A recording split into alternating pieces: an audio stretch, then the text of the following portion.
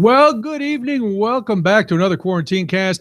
I'm Brian Noonan. He's Cody Gough. The other one's Craig Collins. That's the three of us. Welcome. We are glad you're here. We're glad you're watching. We're glad you're spreading the news. We are glad that you are following this and podcasting this everywhere now on every podcast outlet available on the planet Earth. That's it. Hello, Craig. Hello, Cody. How are you? Hey, guys. Word life. Are you gonna? Is this another troll? Is this another troll week? Is that what we're setting up? Another troll week. Did I have a troll week at some point? Well, we'll leave that to the listeners to decide.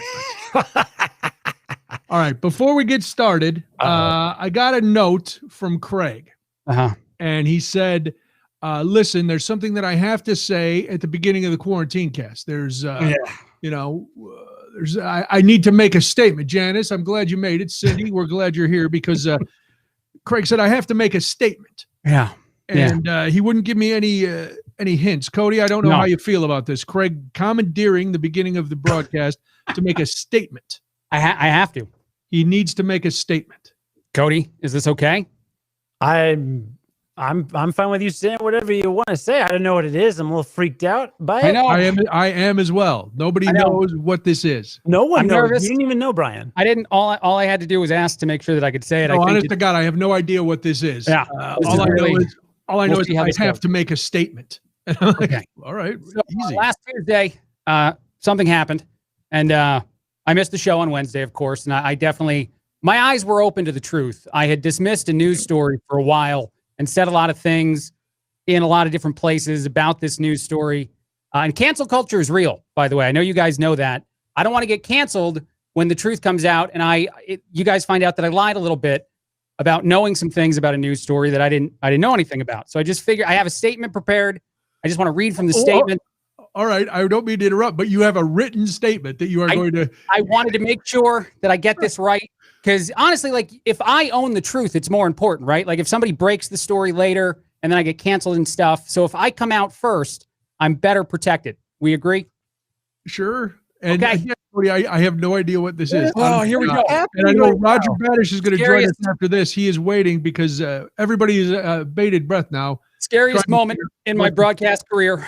Here we go. I, Craig Collins, have to finally admit, I can't do it I can't do it that way. It's got to come from the heart, guys. You got to say it. I can't do it that here. Hold on. Let me take a big swig of Crook and Marker. What's Crook and Marker? Yeah, it's this thing. It's some sort of liquid. Oh, is that what you're drinking tonight? Yeah, I'm drinking that. Okay, here we go. It's going to say it from the heart. Forget the statement. Screw the statement. I don't care about the statement. It's fine. I regret my actions. It seems this is either going to be really good or horrifying. Well, it's going to be something. I regret my actions. Look, I regret saying things like this isn't a news story. There's nothing special to see here. I regret additional comments about this story, like all the craziness just needs to stop. People are being ridiculous. People need to calm the F down. I think I might have said something like that. And I apologize again because I lied. I said that I understood the story and I didn't. And while this apology is really for everybody, it's for you, Noonan. It's for you, Cody. It's for all the listeners out there. I also want to take a second to three specific names I have to put out there too. The first, Dan Lloyd of the New York Times. I'm sorry, Dan, you had written that the Popeyes chicken sandwich is a game-changing experience, and I said you were an idiot. Brian Scott of Forbes said the chicken sandwich business will never be the same, and I told him to stop using PCP. And finally, Andy Burroughs at Vox, he said the new Popeyes chicken sandwich literally gave me an orgasm after just one bite, and I told him that was a terrible and disgusting story. And after trying the sandwich for the first time last Tuesday, I fully get it, Andy. 100% understand what you were saying, buddy. This chicken sandwich is the best thing I've ever had in my life. What? I lied about having it a year ago. I can't stop eating it. It is incredible, people. I am so sorry that I told all of you that you were stupid idiots and that this story needed to go away. Wow. Because there's nothing like this sandwich, man. My It takes life's different. big man to admit when he's wrong. That was hard. I will accept your apology. I can't speak for Cody, who looks shocked beyond belief. Hey, Siri. Okay. Where is the nearest Popeyes? To be totally serious. Says Popeyes Louisiana Kitchen on East Roosevelt Road. Yeah. Is the Go hit that. Cody, leave now. Cody, That's get out. not far from your To be totally Miles. serious, like I talked about get that. there and back. I talked about that story when it went viral last year and claimed I'd had one and that they were just a chicken sandwich and everybody's being a moron. I lied, man. I'd never had one until last Tuesday. Why would you lie about that?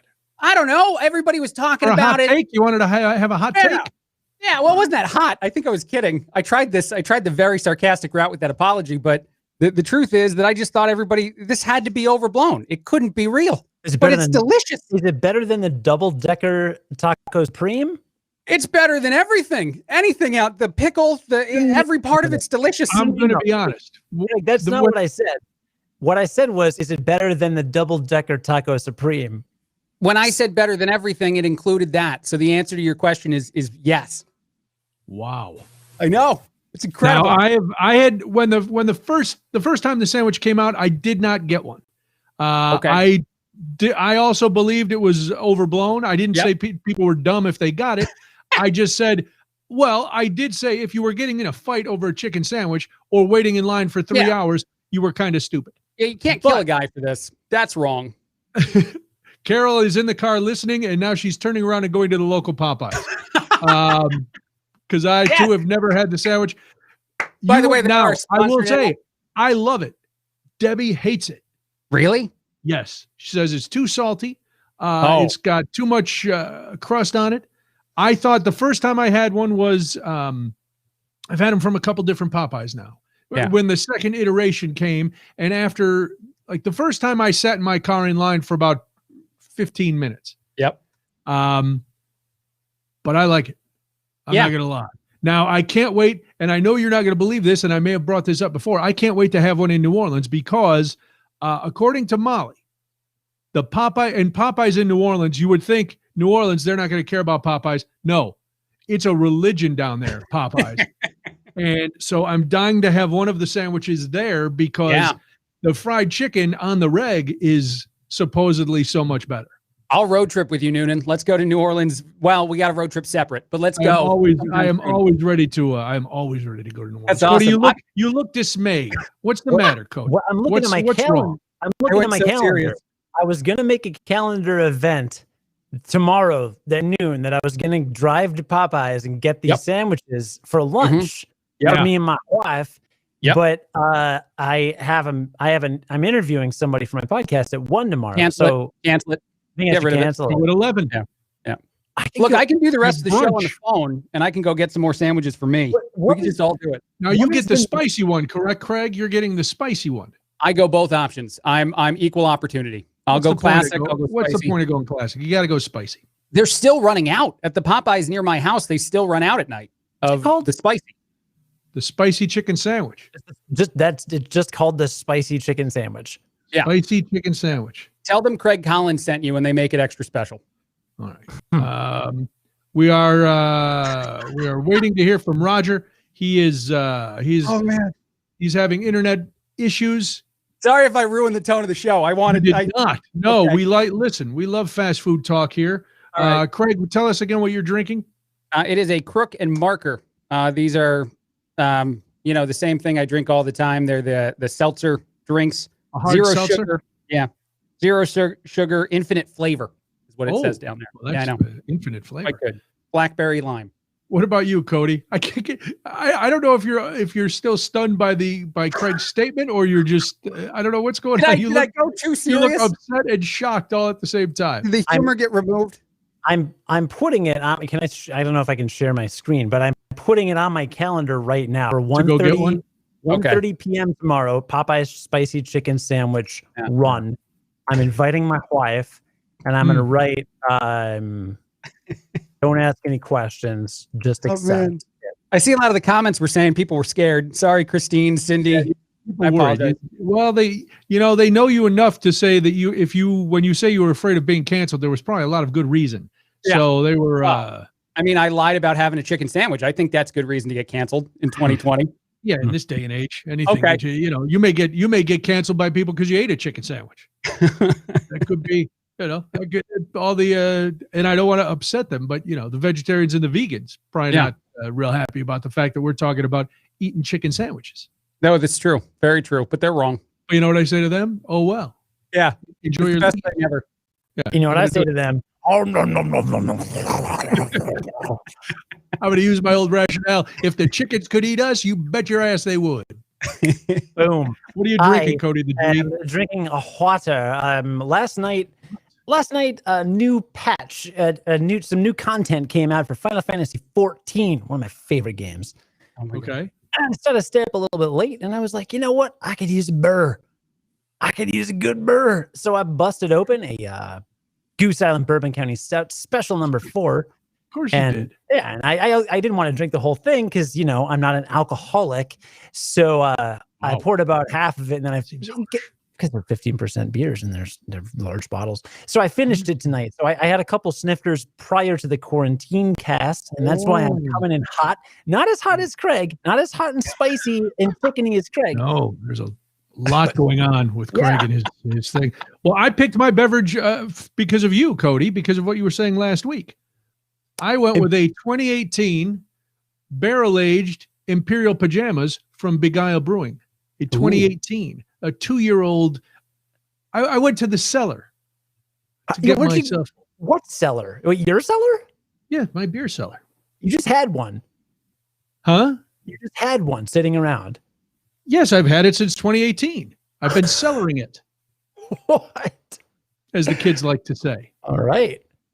I picked up 2 more bottles of Bourbon County Stout. Of course. Sure, why wouldn't you? How many have you purchased at this point? How many is it? 28. 22. It's too many. No, I won a lottery, but it was a weird lottery. I didn't actually win any 2020 varieties.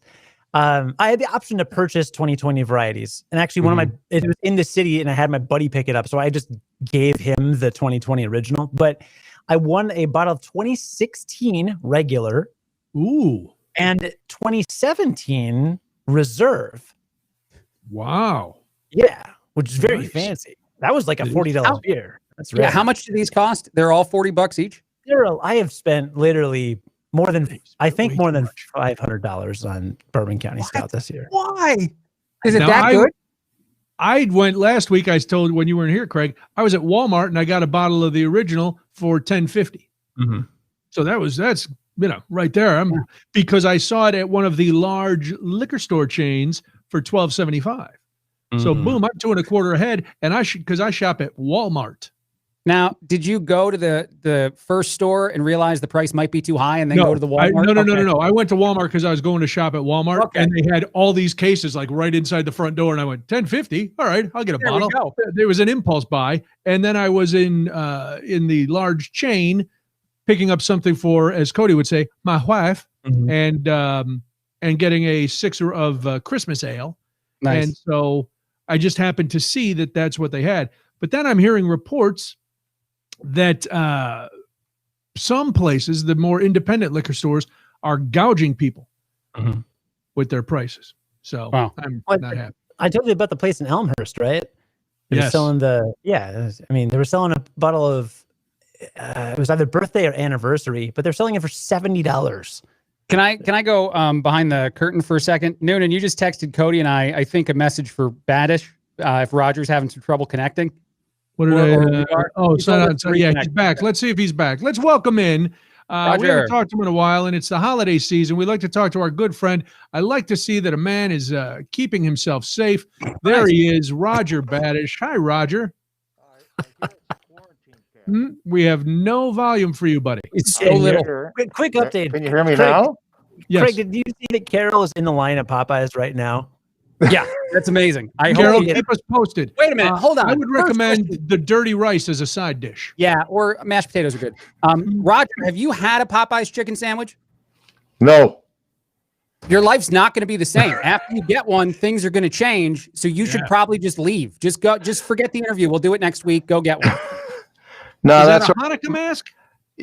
Yes, it was. Because it's very bright. Your light is shining directly on you. I figured with the blue, I like that. Nope, that's worse. Hold it back further. Somehow, I don't know. Hold on. Go hang it by the cat poster. Janice is not impressed with the Popeyes chicken sandwich. Oh boy. Go ahead. There you go. Yes, there we go. On my calendar. 8 crazy nights. Good. Is that what it says? Yep. Very nice. Yep. Well, I was going to have you, I asked about, because I know Hanukkah starts on Thursday, even though you corrected me when I said I know Hanukkah is next week, because I had asked you if you wanted to do tonight or next Wednesday, which is why I said Hanukkah is next week. But so welcome. We're glad you're here. How are you? I'm doing fantastic. How you guys doing? I hear everyone's stocked up on county stout beer stuff with the liquor and everything, and Cody I'm needs happy an for you. intervention, Roger. He is, as much as I love it, Cody has gone off the deep end. He's been isolated at home for a long time, and he has 78 bottles of this. I believe I heard Roger say liquor, and I would be remiss to not say. Please do. Correct him. I hardly knew her.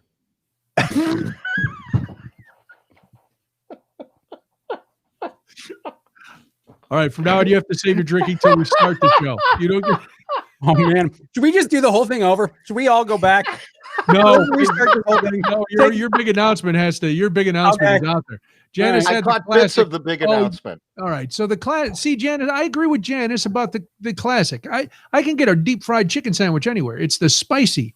That's why the only chicken I get at Popeyes is the spicy chicken. I worship at the altar of all Popeyes chicken sandwiches, but that's just me. What are we talking about with Roger here?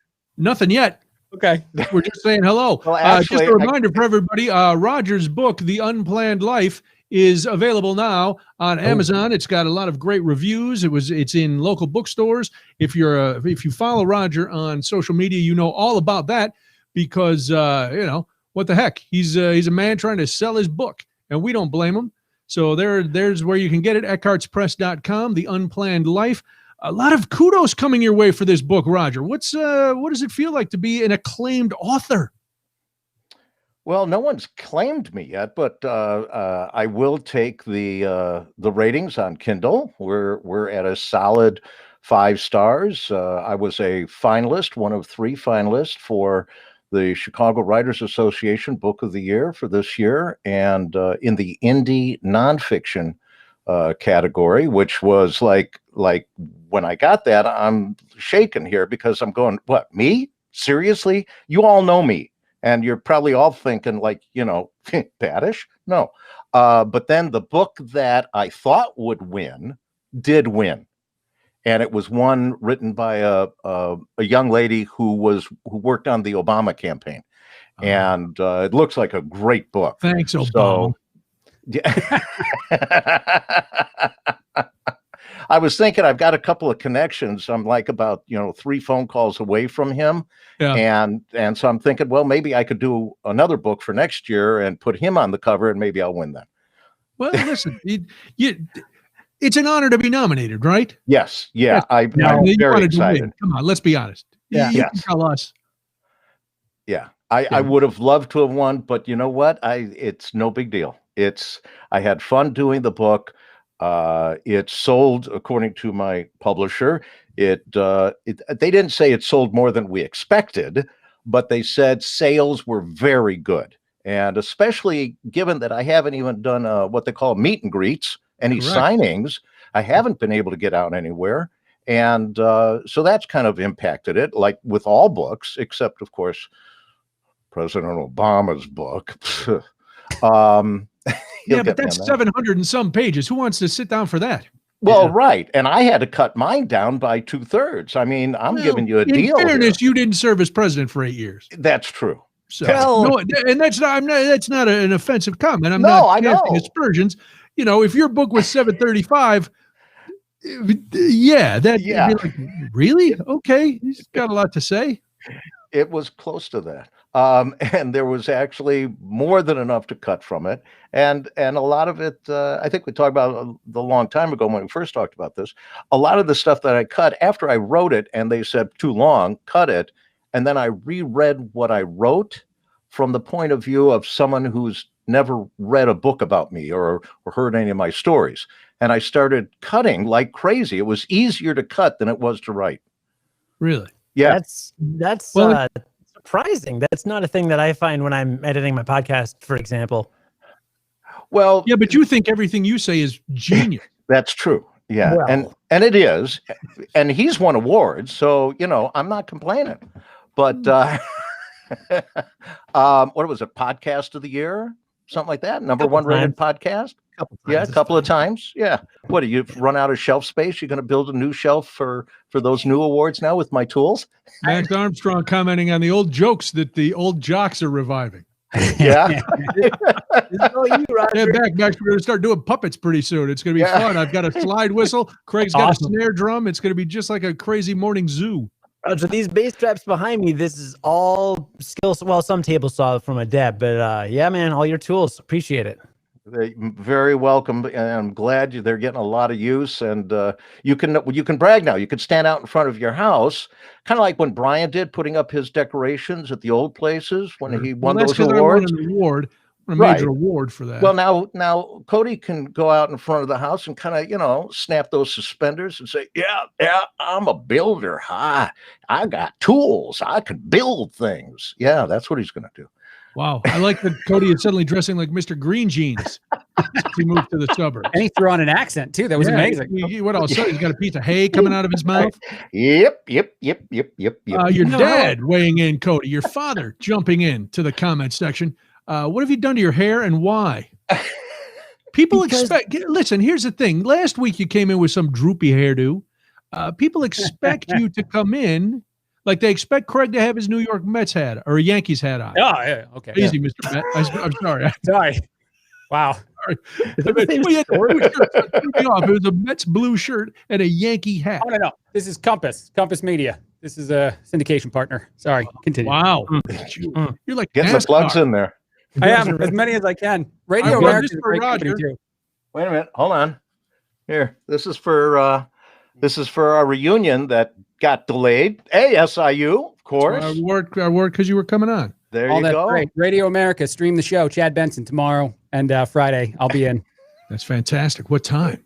8 o'clock to 11 in the morning if you want to stream it from the site. All the affiliate stations throughout the country. Different times. That's 100 Weren't you working for like about 50 radio stations one day last week or something like that? It's every time I fill in for Chad. It's on over 100 different stations. It's in a bunch of PPM markets and a bunch of other markets. So it's a big deal. It's a lot of fun. I have a lot of fun. And I'm going to do the Popeye statement there and then probably get fired. All right. Now, I got to say, just an aside, because I heard you talking about this wonderful chicken sandwich. Whoop-de-doo. Whoa. Popeyes might be a sponsor of this. Here's how I'm coming at you. Go ahead, Raj. So I have a connection to Budlong hot chicken. And if you have not eaten Budlong hot chicken, you have not had a chicken sandwich. Boom, drop the mic if I could. First of all, Mr. I don't travel outside 4-block radius from my home. What is Bud Long's chicken sandwich? Bud Long hot chicken. They have about 5 locations in the city of Chicago. They're up in Denver, Colorado, and it's Nashville hot chicken style. And my close connection with it is that our daughter is the office manager for the corporation. Yeah. Never heard of it. Never had it. Kelly Leonard is a fancy guy at the Second City, and he challenged me to something called the Chicago Chicken Challenge. This was on the You've Binge Challenge podcast. I had 20 chicken sandwiches in the city of Chicago. Bud Long was one of them, and this is better.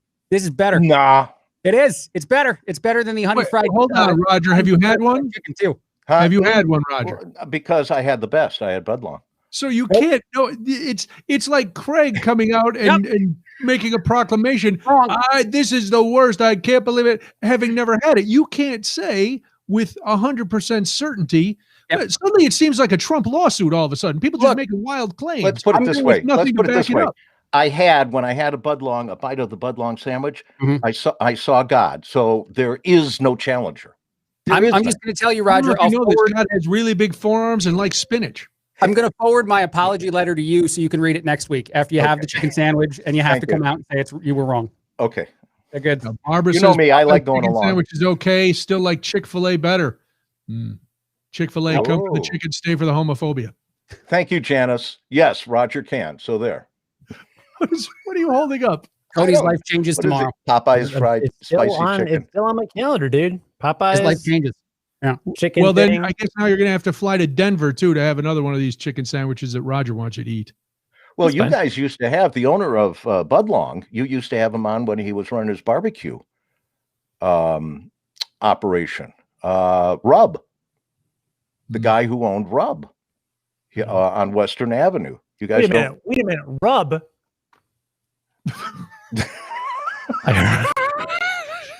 Wow. He didn't say rub her. This doesn't even work. Yeah. All he said was rub. Not yet. I hardly knew. Let it breathe. We're turning into Monty Python.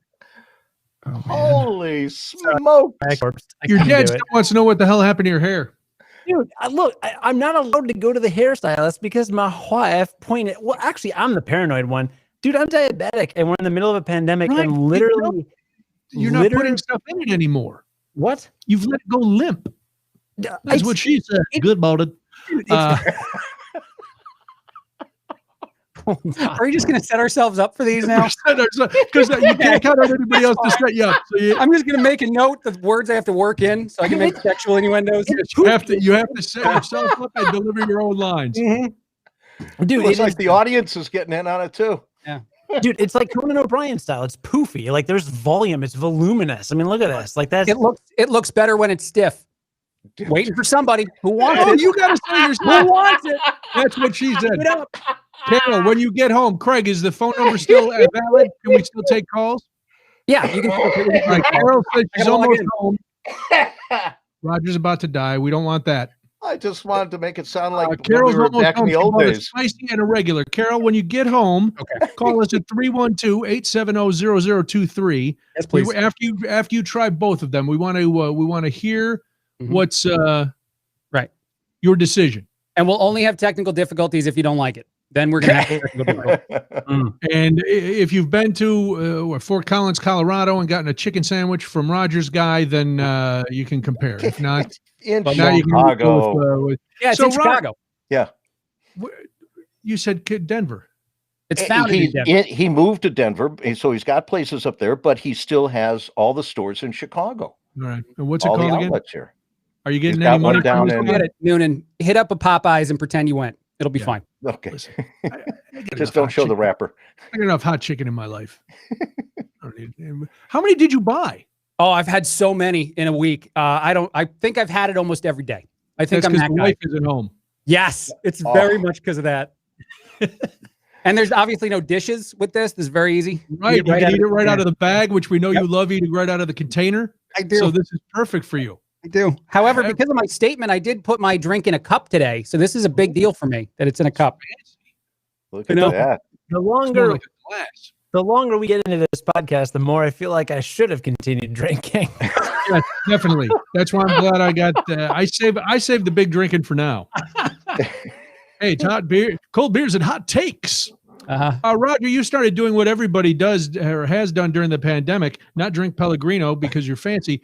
I saw you posting last week that you were baking bread. Oh, 'Cause yeah. You're basic. Yes, I baked about 6 loaves of bread, chali. The pronunciation, I've always called it chali, even though it's pronounced or spelled challah. Yeah, easy when you do that with the CH on that, right? Because you can make a mess. But I did about 6 loaves, brought a couple of them to the station, gone like that. Well, that's It was because anytime you bring wonderful. food to the station, it's like putting it in front of locusts. You could have taken a dump on a plate. No offense to your bread, Yeah. but literally somebody would have eaten it. Oh, fun! Well, not necessarily if they didn't know where it came from or who baked it. Roger, or on that. if you Yeah. have a good time, a mess is okay. Yeah. They ate it up like seriously. It was gone before the end of my shift, and there weren't that many people there. Yeah, So- you can make a mess as long as everybody had fun. And I had butter there, and they toasted it in the toaster that we got over there in the corner. And I had You got a good time. toaster there now. They got Wow. a toaster in the corner, sure. That's Wait, right. wait, Doing everything right. And Be then quick. I also made the cookies, the Mondo Bread. What which is has- Mondo? Mondo Bread is regular cookie dough, but with light and dark raisins in it, red and green candied cherries, 3 different types of nuts, and chocolate pieces, dark chocolate pieces. And it looks like a biscotti, Okay. which I'm sure everybody knows what that is. And this is the Russian German version of that from the old country, as we say. It was my grandmother's recipe, and she emigrated from Russia. So it was great. Tomorrow is the big test because I can't find her recipe for the strudel that she used to make. So I had to find one online that kind of looked like it, and I'm going to try that recipe. As long as I can get the dough right, then I'm good with the rest of it, because you put all those things that are in the Mondo Bread, you put it in the strudel, and they come out as you've probably seen it at coffee shops and pastry shops. It all fits in the strudel, okay? Yeah. Okay. You have to roll it very thin, and then just be careful rolling it, but not pack it, because you're doing about 3 different layers by the time you're done rolling it. And then to cook it at just the right temperature. And the secret, which a lot of people don't know, is leave out the raisins and the cherries. Not at all. Crisco on the cooking pan, on the baking pan. Oh, that is how big is it when it's all done? Well, it depends on how many rolls. He's waiting for it. How big is it when it's all done? Yeah, I don't know. Just curious. I didn't know if it was too big to eat, or it's just curious. I can't stop now. What's happening right now? It's everybody else's fault. Not my fault. I will say, I am. It all sounds delicious, and it sounds like the effort you're putting in is Herculean. I don't like any sort of sweet that has raisins or fruits in it. I don't like I like cookies that have chocolate or some sort of nut, perhaps a coconut, maybe a nice sugar cookie with a frosting on it, a nice sugar cookie. I can't get down with the fruits. No. Oatmeal? No oatmeal raisin is the best cookie. Lies. Oatmeal raisin. Straight up oatmeal, or an oatmeal chocolate chip, oatmeal butterscotch chip. Fantastic. No. Yes. No. Ruins the consistency. Hold on. Raisins are meant to be gummed by the elderly. Hold on. No. If you go into a Subway restaurant, which I don't know why you would do, but if you accidentally go into a Subway cake, if you accidentally go into a Subway restaurant to order bread and various flavored turkey, because every meat on the menu is turkey, as we've discussed ad nauseum on the show, if you order a cookie, chances are it's going to be hard unless it's an oatmeal raisin cookie, because they retain moisture more. Wait. Are you saying just at Subway it's the best cookie, or like it's the best cookie? Well, at Subway you've got the A/B test, right? You've got the. No, I don't care about Subway anymore. Are you saying that the oatmeal raisin is the best cookie? Like of all the cookies, that's the best cookie? No, I didn't say that. Okay, thank God. It sounded like that's what you said. It sounded like we were going that way. McDonald's fresh baked chocolate chip cookies, quite good. Okay, underrated. Good. I'm it's fine. Like I'm not mad. It's like $1 for 2. It's good. Yeah, I got lured into 2 cookies surprisingly at a Burger King last week. Drove through for just one little hamburger, and the guy goes, "You want 2 cookies for $1?" And I was like, who wouldn't want 2 cookies for $1? Yeah. And they were good. They were crispy. They were warm. I loved them. You know what was in them? Not one raisin. Nothing. Not a candy. You know where I like cherries? At the bottom of my old fashioned, drowning in bourbon. That's where I looked out. I go, oh, look at that cherry. That died a noble death. I'll save it one of these days. Glug. You still don't know what you're missing. Mike is right on Facebook saying that the oatmeal raisin cookie is communism, essentially, if you say that that's the best cookie. And then Mike did also suggest for your hair, Cody, a rub and tug. So that might work out. Yeah. I will have tomorrow, speaking of cookies, I will have a lemon blueberry cookie from Me's Meals. They send the dough and you bake them right there, hot and fresh, right after your meal. Love Me's Meals. That sounds, I will say that sounds good. The lemon blueberry sounds okay. Like I would try it. I wouldn't seek it out. But if you laid it on a plate in front of me, like a dainty host would do, with perhaps some cookies on a doily and a cup of tea, and you said, here, have a nice lemon blueberry cookie, I'd say, let me go change my petticoats, and then I'll come back and have one. Here's what I'm going to do for you. I'm going to have some sent over to you. You bake them at home. You get 3 cookies in the order. I want you to try them. I don't know why that came off threatening, but I'm going to do it if Roger sends them to me. What a threat. I'm not threatening. I'm not pointing the finger at you. No. And I'll tell you what, if you don't drop dead, you're going to eat another cookie. And they have a little bit of sugar on top of them. He leaned in a little bit more and he said, you know what I'm going to do for you? And then he started pointing. That did feel... This is like a Zoom call with the Sopranos. Yeah, all right, Rod. Look, and everybody going to buy my book. Go buy the book right now. Yeah, please. Yeah. Here's what I'm going to do for you. Damn lemon cookie, you get this right across the head. Don't push me. You know what goes good with a cookie? I made some challah bread. Challah bread, yeah. You stuck at home during quarantine. What are you going to do? Read a book? What else am I going to do? Seriously, you know. Well, I saw you decorated the house tonight. Yes, we did. Finally, I got the tree put up yesterday. That's right. I love your house. All the holidays represented. Yes, they are. We have the menorah in the front window, ready to turn the first light bulb, as opposed to lighting, because we don't want to burn the place down. What's going on in that closet behind you? Yeah, that's our storage closet. Okay. It's got about 6 people's worth of stuff. And some wrapping paper? Peabody, that looks treacherous. No, what is that? Yeah, what is that pink thing? That looks like a giant wrapping paper. Well, the pink. No, those are gifts, actually. Okay. Thank goodness my grandkids aren't watching this. Yeah, there you go. Yeah, they're Disney. They're Mickey Mouse sweats. Oh. You know, yeah. So one gets the pink, one gets the red. One is Mickey Mouse, one's Minnie Mouse, and that's what they get. You know, when you said and then in the red bag underneath it is some Critters or Critters, as you may say, mixed popcorn, Chicago mixed popcorn. You can't see it because it's in the bag. When you said that you had 3 or 4 people, I thought you were just going to say you had 3 or 4 people in there after all the gangster talk. Well, there's so much stuff in there. I don't know what's underneath. So, you know, I'm just guessing. Closet. Yeah. And you're only seeing a small portion. You forget about looking at the rest of it over there. It's you forget about it. Don't look. Don't look in the closet. It's fine. Forget about it. I got you. You don't want people looking. Maybe you close the door. Well, I can't close the door. There's too much there. Maybe if you look, that's on you, Noonan. Maybe you shouldn't look. I can't tell whether to look at the closet or the cat poster. No one. I'm never quite sure. Wait a minute. There's the cat poster. Is there a saying? Are we missing? No, it's just the 2 cats looking at you, like, you know, piercing through your brain, trying to get you to do something. You know, you never know. You know, it's just 2 cats. I thought there'd be a motivational statement on the top of it. No, at this point. Okay. No. At least Roger's got some stuff to look at. You know, Craig's got the just black. Yeah. Cody's got his bass trap, and you know, now it looks like yours is very nice. I like yours, Brian. You've got so much back there. Oh, I mean, yeah, sure. It's Christmas time, Roger. You know that. I got some the Charlie Brown. All the Charlie Brown Christmas stuff is up here. I was thinking about you the other day, Roger, as I was hanging things on the tree because of all the Hallmark ornaments that you had given me through the. Oh yeah, I used to do that. I loved doing that so much for everybody. It was that very was a great time. Yeah, and you know, even though Debbie is trying to get rid of Christmas. What?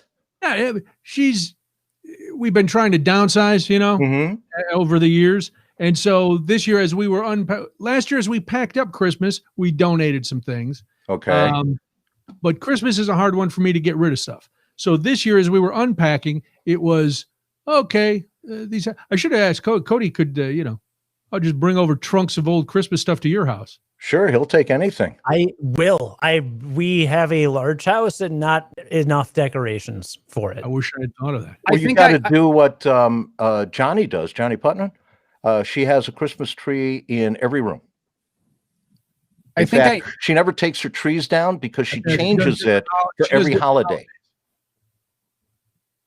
Johnny's awesome. Steve and Johnny are awesome. Real quick, I think we need a redeeming story about Debbie because she doesn't like the Popeyes chicken sandwich. She's the Grinch this year. I need something good. Just give me one good thing. She's not the Grinch. It's just, you know, I tease her because we can get rid of that. Can we get rid of that? We can get rid of that. And I'm like, what? Come on. What are you doing? That's what the Grinch did to all the people. Are we getting rid of this because it contains memories of, you know, a life that we no longer have or represents failure in your, you know, so we got to get rid of it. This is the premise of that movie, Noonan. The Grinch took all the things from all the people. Well, I don't let her take everything. Okay. There's still, listen, she didn't get to take everything from all the Who's houses. You know, there's still a lot of stuff down there. Okay, good. But there's some, you know, there were some ornaments that a lot of ornaments have sentimental value. Like Roger, you'll know all yours made the cut. So yours are all still here. But there were some, like a Jonas Brothers ornament that Molly got when she was a kid that Molly was like, I don't want that Jonas Brothers ornament. So she got rid of it. It's a shame. They're so good. Well, there was that and a Miley Cyrus ornament, and there was a little debate about that one because that was the first concert Debbie ever took Molly to, And so, do we keep the Miley Cyrus ornament? I stayed out of a lot of this because I don't want to be the guy who's labeled the guy who got rid of Christmas. Wasn't Miley Cyrus just named like an influential rock and roll human for this year? Did we see this? She was Hannah Montana. I know. But this year, Miley Cyrus and I forget the dude's name. The two people. They're like the rock and roll human beings. Miley Cyrus was the name of the lady. Or anyone surprised? Dude, I listened to her interview on about an hour of her interview on the Joe Rogan Experience. She is unhinged. Yeah, she's not a normal person. She's a little out there, but kind of interesting. What did you get rid of the ornament, Brian? You're burying the lead. No. What ornament? The Miley Cyrus ornament. Yes, that one I think is gone. Either that or I can't see it. You didn't think Cody, Miley Cyrus? Like, this is the most natural marriage of Christmas and interests. Was she on a wrecking ball and the ornament? Was the ornament like Hannah Montana? It was a Hannah Montana. It was a Hannah Montana ornament. The show's been canceled for decades. That's fine. Was Hannah Montana decades ago, Roger? Was she riding a red ball Christmas ornament like a wrecking ball? That's what I need to know. Oh no, there's nothing like that. Not a very nothing good like that. It was before that. Yeah, it was that way stage before, of her life. Before she wrote in on a wrecking ball. Miley Cyrus is working on a Metallica cover album. Anyone aware? That's the real story. That's real. That's from the San Francisco Chronicle. Oh my God. Well, from the San Francisco Chronicle. You're gonna dig that out of the trash. You're gonna get that right back up on the tree once this Metallica album comes out. No, it's already. I think it's already at Goodwill. I think we already took it. Go get it. Which Goodwill? Give me an address. I knew he was going to ask that. Have you ever bought something back from a Goodwill? Has anybody ever done that? No, I have. I bought something from Goodwill. Sure. No, you bought something back. So that something you donated, you went and repurchased. Oh Yeah. no, I have. no. I have. No. My wife donates things constantly and like doesn't really tell me about it. She donated some of my Yankee memorabilia, and we were moving, and I was looking for it in the boxes. I'm like, "What happened to it?" She goes, "Oh, I donated it to the Goodwill," and I drove back to the place we moved from and bought my own items from the Goodwill. It's very sad. It's a very sad experience, but I still have them, so I'm happy. Well, because how much were they marked up? They were, I think it was $5 for each item, and I bought three little things. Wow. So $15 that I didn't have to spend. Your Don Mattingly rookie card? No, they were all Mariano Rivera things. By the way, Brian. Yeah. I bought myself. I got a lot of stuff from Disney, obviously, because we're going in August. But when I was buying stuff off the Disney site, I decided to get myself a Christmas/Hanukkah present. You will love this. Ooh, very nice. That is retro. Very nice. Very retro. Yeah, that's not how any of them look. It's awesome. This is on the Disney site. I didn't see Robert Downey Jr. at all, so I'm very confused. He's not in there. There he is down here. It was on the Disney site? Shop Disney. No, it's Craig only knows comic characters from Marvel movies created after 1999. It's a good millennial. Are they calling the album Hannah Montalica? They better be. The only option. I hope so, man. I'm buying it day one. I'm going to buy it from a Starbucks. Hannah Montana. Are they going to sell it at Starbucks? It's very nice. Was that a real question, Cody? Are they going to sell Hannah Metallica at a Starbucks? Of course they are. Hannah Montalica. However you do it. We got the joke. It was a great joke. It was. No need to keep hammering on it and ruin it. No, I said Montalica. Metallica and Montana. I push it. It was a great joke. Yeah. All right, hold on. Carol's checking in. Spicy sandwich is the best. Judy is right. I should have gotten more pickles. Yeah, you should have gotten more pickles. I didn't know that was an option. I have a question. I don't like pickles on my sandwiches, so what do I do? And you think you don't? No, you do. You do like them when you get this sandwich. You think you don't, but you do. I didn't think I liked them. I thought the pickle was a weird addition to the chicken sandwich, but it's delicious. Yeah. Yeah, we can go back to that. Should I do my apology again? You know, always take it off. Yeah. I'll go through my whole apology again. You want to start the show again? Wait, pickles. Roger, a shameless shill with his new hat on. Thank Roger, you. look, one step above a wrapper. You still got the sticker on the brim. Yeah. Yeah. Wow. You're very discreet. Oh, let's no sideways. Go back to sideways. Sideways? Yeah, let's do that. Let's do that, Raj. You got to flatten the brim a little more. I can't. It's really brand new. It's Roger's gonna get it won't work. If Roger goes to work like this, I will give him $5 American. If what? If I go to work like that. Yeah. You look very fetch. Yeah, he does. He's pulling it off. Happen. Stop trying to make it happen. Yo. Please do more of that. I'll get some rap lyrics from like an Eminem song, and can Roger read them? Let's just send him some lyrics. You don't know any rappers do, Yeah, Craig. I think it's great. I'm just going to say, Carol says the pickles add a lot to the sandwich, Cody. I'm just going to put this out there that Roger does have a job. And he wants to keep it, is what you're trying to say. I don't know. I can't speak for Roger. All I know I'd for like to keep it, is sure. that he has a job. Yeah. So if he decides he's going to, become the first 60-year-old Jewish rapper right here. I think I've been beaten to it. I welcome it. Yeah. Yeah. I think it's going to work out. I think it's a nice second career. Third career, he's writing books, Jewish rapping as a 60-year-old. Drops it out. You'll see me out in front of Starbucks with a little, coffee cup with nothing in it but a couple of pennies, and I'll try singing for my coffee. Probably eventually do a duet with Miley Cyrus. This all sounds very exciting. Hey, you know what? If she's going to do Metallica, I'm right there with her. Hannah Menorah. I like it. Yeah. Let that sit. Let's let that sit. I had a little dreidel. I made it on it. All right, let's not do that. I think we should. The Hannah Menorah album. I want that one. What's the cover art for that album, Cody? You know what the fourth candle is. I don't have anything weird to hold up in front of the camera. So okay. Oh man, this has been fun. Do you have a whiteboard you could draw it for us? Oh man, remember the whiteboard? Let's not go down that road again. Wait, Roger still works there. Can you free the whiteboard? Can you get it out? Where would it be? I know exactly I know where it was. It was in master control, all the way at the back between the console and the wall. So when's your next shift, Roger? If the gods are kind to me, it'll be Saturday. Okay, so let's throw the hat sideways when you're walking out, grab the whiteboard and shoot a video, and we'll put it up on our social media pages. Well, I want video proof of you freeing the whiteboard. Yeah, you got to free the whiteboard. I'll stand in front of one of the 5,000 cameras that are in there. It's fine. Yeah, are you saying in the old, like over at Tribune Tower, master control? No. Oh, the new. All right. I'll look in there. It's back. It's all the way back against the wall.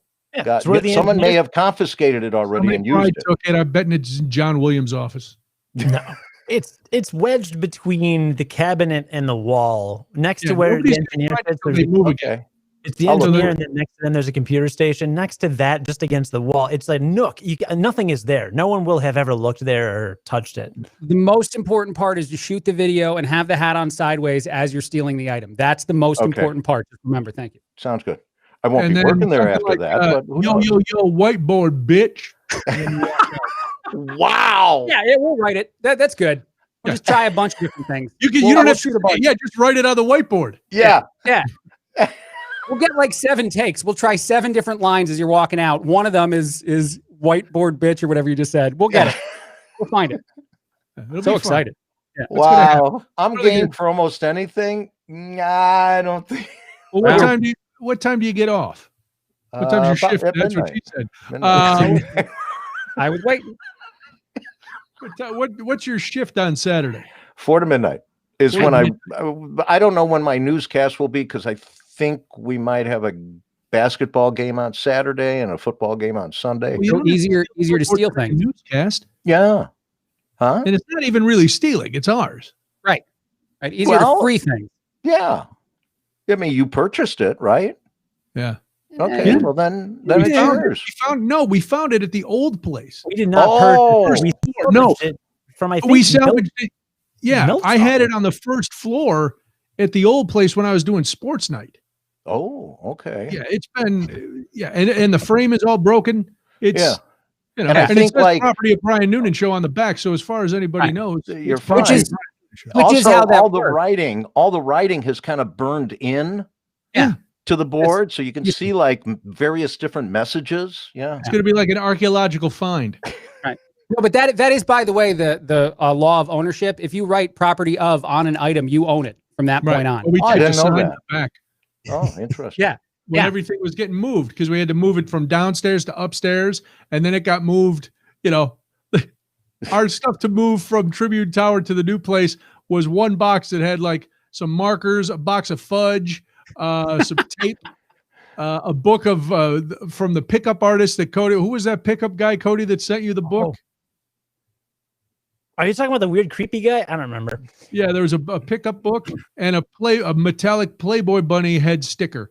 That and the whiteboard. That's what they paid to have moved over to the new place. Am I going to guess that you had a lot of room left over in that box? Well, a lot of room in the box. That's what she said. And then Not if it's with Roger Strudel. no, the strudel is packed. It's huge. Oh, this is getting so bad. And then and there was a lot of room in the locker too. I don't know if I still have a locker. Oh, one of those little square Yeah, like at the bus terminal. Yeah, right. Yeah. I'll look, because they have removed a lot of the labels that have been on there. I can't. Sure they did. I don't know who's got I don't know what removed. was still in there. There's some people who aren't there anymore who do still have their labels on it. So who knows? Mine was top row all the way against the wall. Okay.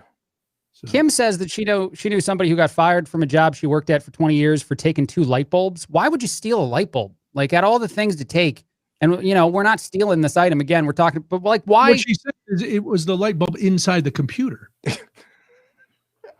That's wow. What are you looking at, Cody? Kat says, what are you looking like? You're doing some fired for smoking outside, but isn't that I'm working on like content. authorized? I'm working on How do you get content. fired for smoking outside?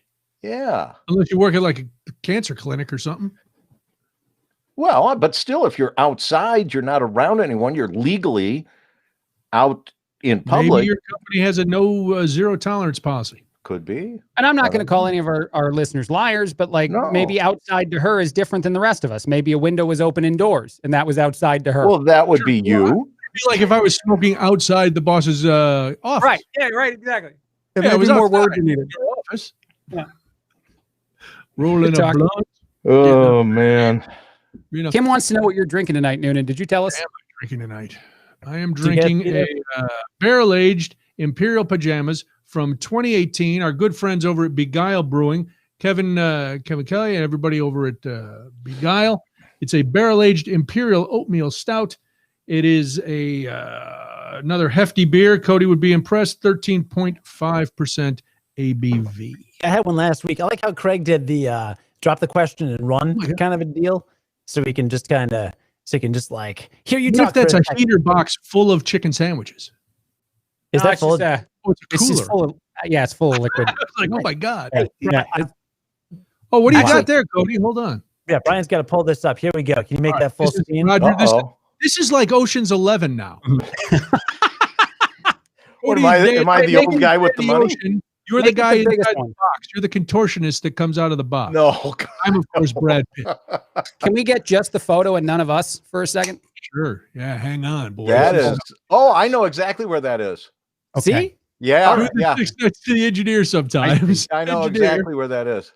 See, yeah, that's the engineer's. That's the engineer's desk, and then this is the studio. See the other one where you actually have the stick figure next to. That looks like the TV control desk, which is behind the little engineer's desk. Because here's the door is down here.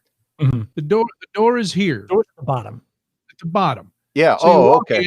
Here's the wall, the little baby wall where they hang the schedule. This is where nothing. This is where Krista or Adam or pick your engineer. Oh, that engineer's room. Oh, okay. I thought when you said master control, I thought you meant where all the computers are. Sure. And this is the studio where we used to have live music. I don't know what they do in there now. Carmen does a lot of his stuff from there when he's coming in after a football game or boy, those are nice musical notes there. Yeah, that's so Carmen's in there a lot. When he's got to come in after a basketball or football game, or he does the halftime stuff. You see how this works? Yes, I see it. Schedule's on this wall down here. All right, I will look for it. Okay. Now this is very precision oriented operation. Cody is see where the precision Cody is. couldn't have given you a more detailed map. Yeah. I'm sure I'll end up walking into a wall somewhere about 100 feet away, but I'll use this. This is the wall, Roger. This is the back. This is the wall. So out of curiosity, Roger, are you going to get the two guys to leave the room, or are you going to intimidate them like you did all of us when it came to buying your book? Well, I'll do something that'll make them run away. Okay. I'm not sure what. Maybe I'll bring some more food. There's something else that I brought to the station other than the bread and the Mondo Bread were the chocolate coins. Oh, if you remember those little boxes of the bags of chocolate coins. Is there a reason that chocolate is not? Let's be honest, not the best chocolate. I don't know if there's a reason why. I've never thought of it. It's just chocolate. All right, so that top black line is a wall. I don't know if you could tell. Let's get back to that. Let's bring that up again. There we go. Really? For everybody at home. That's a wall, Cody. I circled it. Yeah, but now you've buried where the board is. Now I don't know where the board is. Oh my God. It says I know where it is, wall. but now it's blue. Here's the board. Yeah. It's not white. It's not a white board. Somewhere in this vicinity. That doesn't look good at all. Somebody want to cut off Cody's alcoholic supply there? I like how you're going to have to tell us how you did that. I like how you did really. You got the visual aids. Look at him. Very nice. Very well. That's why he's a scientific genius on his podcasts. Nice plug. Curiosity Daily, part of the Discovery family of brands. Yeah, nothing if not a. No, go ahead. Get some creative license to call me a either scientific or a genius, frankly. But I do talk about things. How's the baby? Are you getting all ready for first baby Christmas? Yeah, dude. Oh, yeah. We have a phone call. What's that? We have a phone call. Linda's on the line. Linda would like to speak with us for just a second here. We'll talk about Cody's baby in a minute. Yeah. Okay. Got a lot of years left. You want me to put her on hold? Linda, go ahead. You're on the show. This is a cruel ruse. I'm going to I look forward to the show all the time. And that's about it. I just don't want to miss any of the show. So you just want to say that we're doing a good job. You like the show. You look forward to the show. You like Roger. It sounds like you're a big fan of Roger, Linda. Everything is going so good, and this is a great show this evening. Okay. Well, thank you, Linda. We're glad you called. Have a great holiday. Thank you so much, Linda. God bless you all. Bye-bye now. Bye. All right, Cody the G. So we were talking about your son. He's fine. I'm just going to call him Enigma. Look, since we are not allowed to identify him. He's 3.5 months old. He's not old enough to open gifts, so he's got everything he wants. So not a lot of gift giving to him. But now it is incumbent upon us to send gifts addressed from him. Yes, so that is rough. Now the big question in this time of COVID: are you going to take him to see Santa? No, because normally the first Christmas picture with Santa is it right, Roger? That's a big deal. Right. You make that ornaments, you save it. You might see on the shelf back there. It's hard to see. I've got a picture of a young Molly with Santa. We have her first baby pictures with her all over the house with Santa. I will tell you that I did see someone on Facebook that went and took a picture with Santa sitting in a sleigh, and there were plastic dividers around each section of the sleigh, and Santa was wearing one of those clear plastic welders face masks. He's working on the sleigh in his off hours.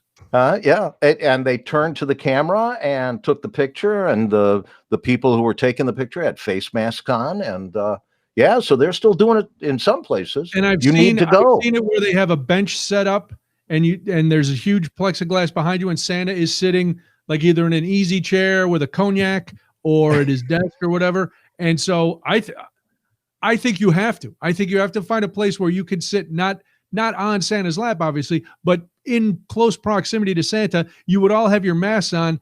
That will be a Christmas card or a Christmas picture that will always have a great story. And since you're going to have your masks on, wear one of those blue ones so that you can draw on it with a marker. Draw big faces, smiley faces, so it looks like you're all smiling with Santa. There you go. Okay. Yeah. Now, you also need your mind, is it, Cody? The ultimate tree ornament has to be one of those baby's first Christmas with the date on it and their name. You have to have one of those. Do you have a baby's first Christmas ornament Not only do we have one, but when we got a Christmas tree at the parking lot at the Dairy Queen last week, and the lady asked, how much of the bottom do you want me to saw off? And we said, like this much or whatever. She's like, okay, well, before I do that, I'm going to saw off just a sliver so that you can turn it into a Christmas ornament. Oh, yeah, I'm going to dry it nice. out. I'm going to write on it. I'm going to put some polyurethane on there. And then boom, first Christmas ornament from the first Christmas tree. Boom, I think about these things. But I'm probably not going to nice. Is that where you're going to snap your suspenders like Roger said earlier? Yep. I think he's going to do that. Let me tell you something, boy. Your first Christmas, you weren't going to see no Santa Claus. We couldn't put you on the Santa Claus's lap. That weren't going to work out there, Scout. It tweren't? Rootin' tootin'. Merry Christmas. We need that now for something completely different from Monty Python every so often. I think that's the show. Isn't that the tagline? No, they would do the title card too, though. That was their first movie, and now for something completely different. But it is the title card between scenes. Yes, we need that. All right, since we're on the Christmas, so you're not going to take Enigma to see Santa. Mm-mm. All right. Do you want me to dress up as Santa? Yes. I mean, that's always going to be a yes, Noonan. I don't care what the context is. Yeah, I'm not going to wear the whole suit. I'm just going to put on like a Santa hat. I'm going to have beer on my breath and a cigar. If you ever throw that question out in any scenario, the answer is yes. Somewhere down the line when he's in therapy, he's going to go, I don't know. It's a weird. Matter. Like Christmas always has a weird smell to me. It smells like beer, cigar, and old man desperation. It just, there's a sick smell that I associate. And mothballs, because they few- kept the suit in a box in a closet filled with mothballs. There are Either that or every time he's in a bar as an adult, he's going to think it's Christmas. There are a few rules in this life that get 100% yes, and one of them is Brian Noonan asking, should I dress as Santa? That's always a yes in any scenario. I've told you that I used to be a Santa at Marshall Fields, right? Yeah. No? Oh, really? I know that one and you don't. This is awesome. Wow. There you go, Craig. I used to be Santa at Marshall Fields. But Craig, did you know that he used to do it while playing saxophone? I did not. No. And I used to do it pantsless, which is why I only did it one season. Weirdly, they let me stay the whole season. Yeah, I'm glad they kept you the whole year. This guy's not putting pants on. It was very hard to find Santas that year, obviously. What happens when you get a why do you Santa have a Claus at Yule log? Spencer's Well, Gifts? thank you for calling it a Yule log. What? So what happens when they hire a Santa Claus at Spencer's Gifts? Although, to be honest, in a year of quarantine and everything, if you showed up pantless as a Santa, like I'd be like, okay, he's going to full, he's not caring at all.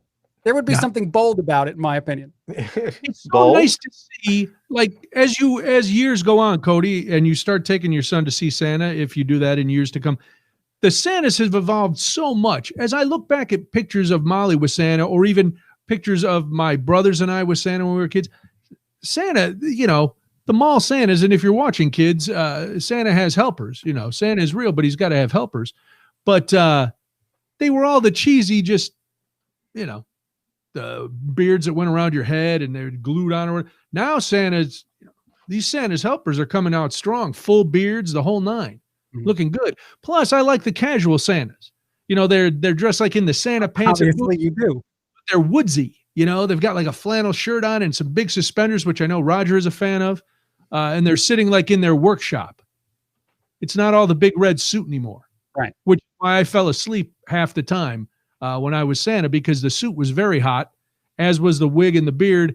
And I was stuck on a little platform under the escalator, so I wasn't seeing a lot of traffic. So a couple times Santa was taking a nap when people finally did find him. They're like, hey, Santa, wake up. Hey, what's happening? A little dribble drool coming down the beard. Oh, yeah. The beard was all matted to my face like a lunatic. I was bad Santa before Billy Bob Thornton even had the idea. Again, the answer is yes. If you want to do this again, Noonan, yeah, we're all in. All right, I'll get a suit. I'll come. I'm not going to tell Cody, though. I'm just going to show up on his porch banging on the door. It's be like the Christmas horror movie, Black Christmas. I'm just, Santa's here. It's Christmas. He's not wearing any pants. This is very odd. Santa, that's not a candy cane in your stocking, you freak. And now for something completely different. I almost went down and yelled at, It's a Walt Disney World t-shirt. Yeah. We've never got to wear these. They say 2020. Oh, the canceled cruise. And they don't have this for 2021. Will anyone ever go on a cruise again after this year? Ooh. I don't know that Did you see that one cruise ship got called back in because one person had tested positive for COVID-19? It was down in Australia, I think. Wow. Yeah, That was like within a day or two ago. So are those shirts, do they work like the Super Bowl loser, all the shirts that say Super Bowl winner, but it's the team that lost? Like, are you going to ship them to a foreign country and just drop them out? No, we're going to wear those, Okay. even though it's going to be 2021, and people will look at us, and I'm okay with that. Gotcha. No, they'll just say, man, these guys are loaded. They're coming every year. Yeah. And they were here last year. Yeah, right. Yeah. Everybody else was here. Kim wants to know what you would do if you were the parent of a child who asked for a Nerf gun and Santa made him cry. Did Santa make him cry because he told him not to get a Nerf gun? Yeah. I read that the other day also, that the Santa made the kid cry because the Santa said, you don't need that. You don't want that. That's horrible. And the kid was crying. Wow. Yeah. A very opinionated Santa. That's when I go through the plexiglass and me and Santa have a couple words out in the barn by the reindeer. Move over, Prancer. I got to school the old man. Jolly old up my ass. Take a swing right at him. Yeah. Why? Why did he say that? Yeah. I don't know. He just did. There was a story from about 3-4 days ago, something like that. I saw. He's a guy, a word that starts with a D. He's the devil. Let me think. Look, I knew somebody that was ambivalent about getting a Nerf gun for somebody for Christmas. It's like an anonymous, one of those, like you pick out the thing and then you get a gift for like a, person. White elephant? White elephant? Yeah, something like that. But maybe I'm just out of touch. I don't recall Nerf guns resembling guns a whole lot. Have they changed? Are there like This Nerf is this is from Market Watch. Nerf guns are the first thing from a regular gun. Liberal Santa, that's the title. Liberal Santa makes kid cry by telling him he won't give him a gun for Christmas, a Nerf gun, that is. Well, that liberal Santa is a jerk. Sabella DiCarlo on Facebook shared the awkward moment when her young boy, Michael, was told by a mall Santa on Sunday at the Harlem Irving Plaza.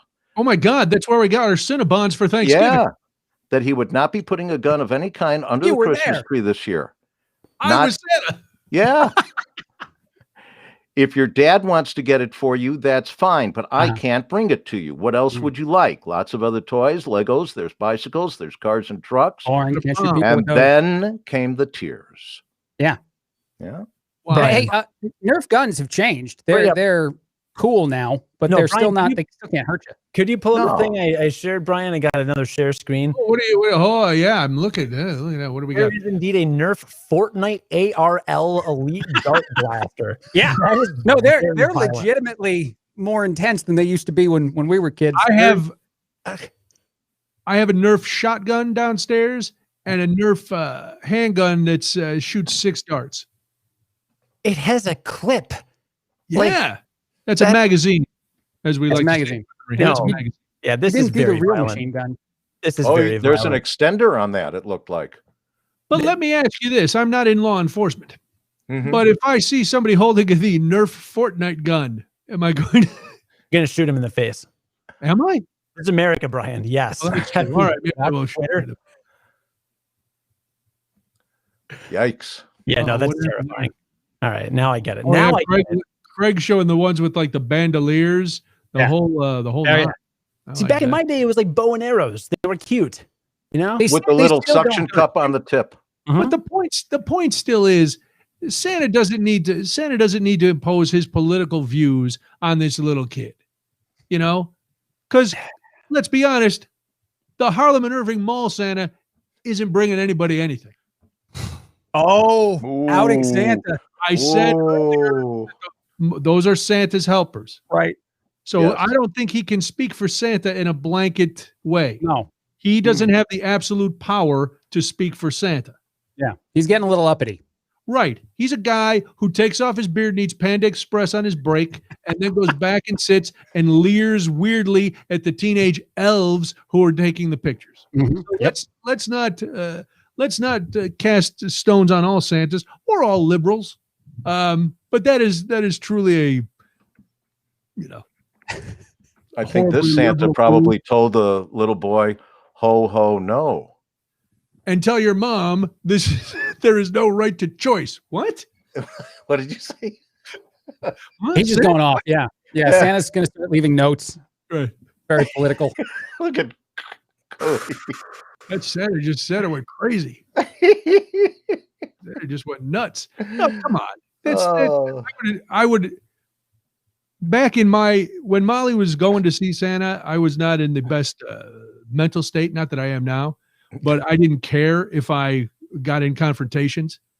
So there would have been like, hey man, don't be such an ass, but with a lot spicier language. If that was me. Okay. And then this is the internet. You can use the language, Noonan. I know, but we don't want it. Family show. Yeah. I don't know if it's a family show. What kind of sick family is it, My whole family's watching, apparently. Oh, obviously, and they're not fans of your hair. No. Wow. Yeah, your family is watching, and all they've done is take shots at you. Your mom wants you to Photoshop Santa into a picture. Yeah, I can do that. Good. Yeah, Cody's technically. She didn't ask though. She said, "Can't you do that?" As if, why didn't you already do it, Cody? Did you not see my beautiful Photoshop skills when I drew up a technical schematic of the WGN engineering room? Ma did not see that. Beautiful. Mom missed it. That was. I tell you what. I feel even if I had never been there, I could walk in there right now.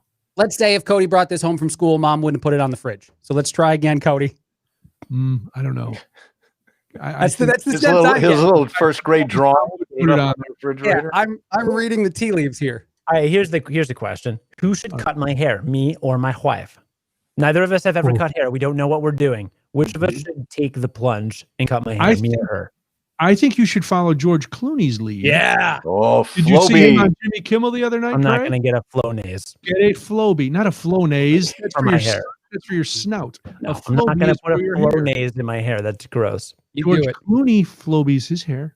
Yeah. It's a vacuum cleaner with shears. Vroom, done. All Look what it did for me. No. I had a Furby when I was in middle school, and I'm over it. I'm not going to. Not a Furby. Flowbee. Not a Furby.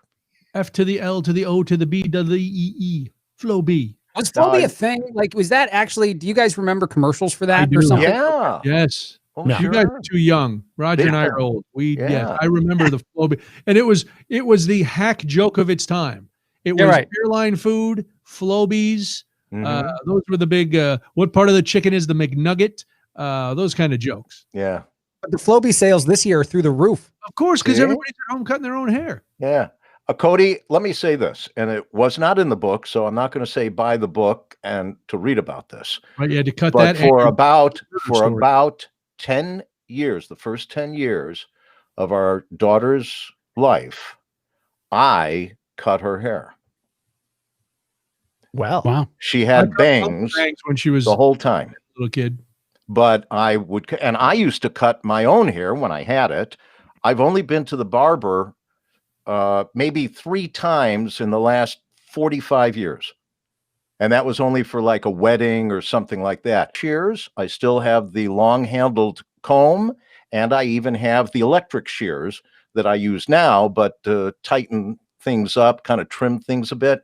But I use 2 mirrors so that I could see the back of my head while I was doing it. Wow. It's very easy to do. I'd be happy to come over there with a face mask and gloves and cut your hair for you. You got to Flowbee that mop top, brother.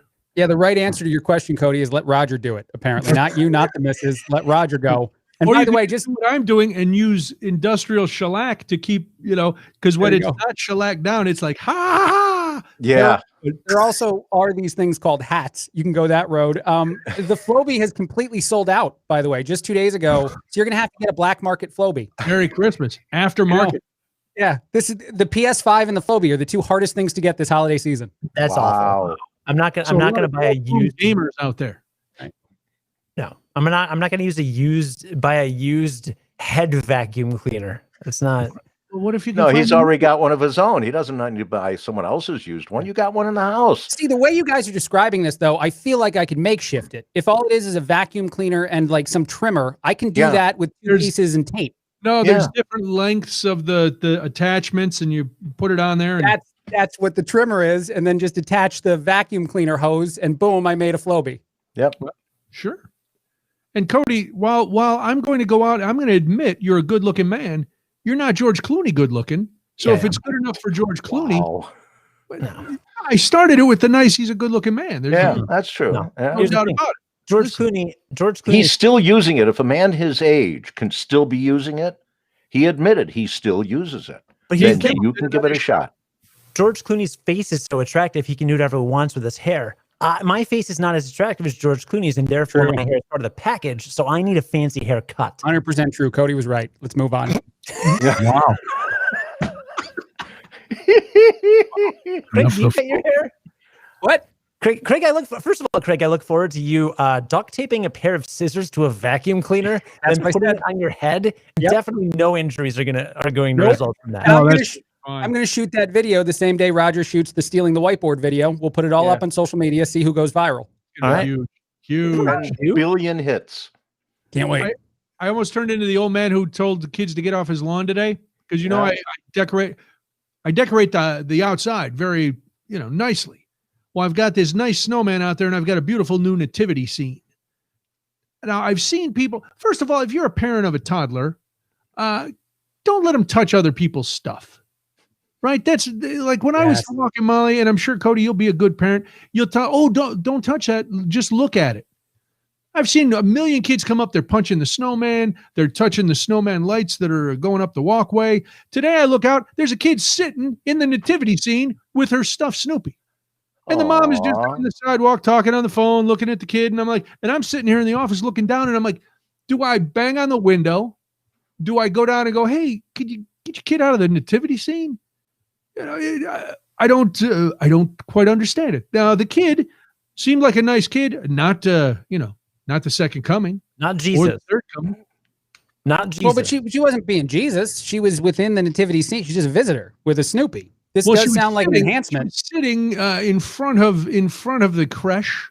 Oh, okay. She was sitting where she was in the center seat, so she was in the Jesus position. Yeah, but maybe she got cut out of her school play, and Noonan, this was her only way to get some semblance of that. Young in school, just a wandering toddler. Maybe a toddler whose mother was on the phone. Maybe she was LARPing as Myrrh. Wow, I don't know what that means. I know what no frankincense? I know what golden frankincense and myrrh are. I know what myrrh are. Man, I love that joke. I love that joke. She was LARPing. I'm done. I'm done with the show. I would laugh if I understood it. It came from Cody. What's to understand? Give everybody credit for good jokes. Maybe she was LARPing as Myrrh. I have to look I'm going to laugh about that later tonight. I'm going to be going to sleep, and I'm like, damn it, Cody. Hold on. What is LARPing? Oh, my God. LARP, it's costume play. It's that's such a good joke, man. All right, now look, Noonan's dying. I like that. Now very good job. Oh, man. LARPing as Myrrh. Seriously. Yeah, we're done. We're done 40 minutes early. We'll see you guys. A good show. Buy Roger's book. Noonan and I are on the radio some places. Listen to Cody's podcast. Buddy. Holy smokes. And if you want to, LARP as Myrrh. See you guys. LARP as Myrrh. Maybe she was LARPing as Myrrh. So very nice. Very nice. How many levels? I don't know. What would the Snoopy doll had been something? He was probably something too. Yeah, but the point is, they just Mike just blew beer out of his nose. Listen. Then we should really end it. We should end it right now. If we've achieved that, and by we I mean Cody's joke achieved that, we can let it go. But no, I'm sure there's more. There's got to be. We always hope there's one more. If that was the big closer, and now it's fine. And now for something completely different. We need the title card again. I'm muting myself for the rest of this thing. You guys go. This is the. Get yourself like a crown. Put a crown on your head and just be quiet the rest of the show. Yeah, you win. The other thing is, I don't get these people. They're standing in front of my house and the dogs are going crazy. Now, when I walk by a house and dogs start going, I keep moving. But they're out there. Oh, man, they don't care. They don't care that the dogs are banging through the window and banging in the fence and ready to kill, and they would eat that LARPing youngster. They don't care. They're just hanging out in front of my house on my lawn, touching my stuff, touching my ornaments. So next time you have to put an electrified fence around everything. You want to kill a toddler, Roger? That's not the right approach. Well, not enough to kill. If I kill a toddler. Maybe I just get a Nerf gun and take a pot shot at the parents. It's the parents. Well, then go down and get the Nerf guns. Yeah. Ask Santa. Santa's not going to give it to me. If I go to Harlem, got to go to another. I got to go to a mall in Texas where Santa actually hands you a rifle. Right, you get an AR-15. Nope, but here's a Remington 22. Enjoy yourself. Oh, fantastic! Thanks, Santa. I might go shoot up the Ross Dress for Less. I think that's a good idea. Why did I pick Ross Dress for Less? I don't know. I don't know. I bought a pair of red jeans. People are moving slower because they're looking for good deals. They're easier to hit. I bought a pair of fancy red jeans at the Ross Dress for Less recently. Of course, they're red. Why wouldn't a grown man want red jeans? I couldn't help it. I thought and he that it doesn't was golf like even. I do golf. I go golfing, Roger. Oh well, then you got to wear them for when you go I golfing. will. But I thought they were festive. I wanted a new pair of jeans, and it was hard to deny red in December in quarantine because anything Christmas is going to sell to me this year. I think it's just me. You're not going to any parties where anyone else would see it. January. Yeah. Yeah, no, I probably won't. I'll probably put lights on them and just wear them here at the house because Betty's not going to be home for Christmas. I'm spending Christmas alone. Did we just get real sad? Wow. I know. Totally by myself with my red pants and lights. I'm so sorry. Do you have insincere? That is the most insincere thing I've ever heard. Roger could not give two rumps. Doesn't care. No, not at all. I do. Yeah, see, no. I have family, Cody. Yes, I could go see family, but I thought we weren't supposed to. We're not supposed to go anywhere. Yeah. Right. So I'm not supposed to leave the house. Right. You can't even leave the basement. Roger can't leave that closet back there. I know. Right. Where do you think I sleep? Wouldn't surprise me. It dawned on me the other day. Betty's going to stay in Mexico longer than expected, and so I'm going to spend Christmas for I don't think this has ever happened before. Doing it alone. Wow. I spent one Christmas alone. Okay. Do you buy yourself extra stuff? Like, I'm tempted to just go nuts on Amazon. I bought myself nothing. Okay. See, that made it extra sad. If you're in Illinois. Well, here, you want to add another level of sadness? That was go. when I was working in Sparta, which I told you that story where I was working at that little radio station. Yeah. And I was all alone on Christmas. Okay. Did you have a tree? I did have a tree. All right. I went out, got myself a tree. Mm-hmm. And I knew my family was coming on the 27th. So that was okay. And at that point, that was when I still had the 13-inch black and white TV. And for Christmas, my dad said he bought me a color TV because he said he wasn't going to come to my house and only have a little black and white TV to watch. So he bought me a color TV. No, this is not making me feel better. You're spinning the story to like a great 27th, and I'm not going to have that. No, you're going to have a great 27th. Right. Your whole Christmas season is going to blow. You better hope that you're working a lot, or you can. I am working a lot around those. Or days. you go and get some more of that basic girl cider or seltzer that you're drinking. Well, that's not what it's going to be. Well, all right. So here's what you do. Okay. Go ahead. You call on Christmas Eve. You start calling all these delivery places, pizza places, grocery store, whatever. And as the people come in to your door, they ring the doorbell. You open the door. You hand them a drink. Kind of tease them. Don't hand it quite to them. Make them come in the door, and then slam the door behind them. Push them into the living room where all the snacks are and the food, and you got like 10 delivery people in there. Now you got a party. And then eventually I hide the bodies in the closet. I get it, Roger. I know you bury them in the basement. You break up the cement on the basement floor. You put them in there and then pave it over. Cool. Merry Christmas to me. What's going on with you, Buffalo Bill? He's got the closet back there. I assume that's what happened. Yeah. There's a trap door under there somewhere. Put it on itself. Feel bad for the Pizza Hut guy at his house. Wow. Craig, just do yourself this favor. Make yourself a Popeye's spicy chicken sandwich advent calendar. Or a tree. You could make it, you could layer them up into a nice tree. No, but I buy myself gifts sometimes. This is the thing I do, and Betty's made fun of me for it before. Like if something bad happens, I like to couch it with a gift for myself. I had a procedure done that a lot of people don't have done at my age. And facelift? No, it's a, It's the kind of thing that it's a screening, cancer screening that the guys get when they get a little bit older. Oh, those I are had one of fun. those. Yeah, No, they're not. Ask me. Those are great. Had the prep material and everything, and so that was a very poor experience. So at the end of it, I bought myself an Xbox, and I'm like, this is an appropriate response to the days I've had. I like to get myself gifts. I can't fathom what Christmas alone means in my world of appropriate gift giving to me. If you live in Illinois, you got two options: liquor stores and dispensaries. That's what you do. And you make it a Christmas you'll never forget, except that you will forget it because you'll forget every second of it. You won't remember any of it. And then it won't have happened. You can come to my house. You can't come in, but I'll bring you something out to the car. You got a garage? You can come here.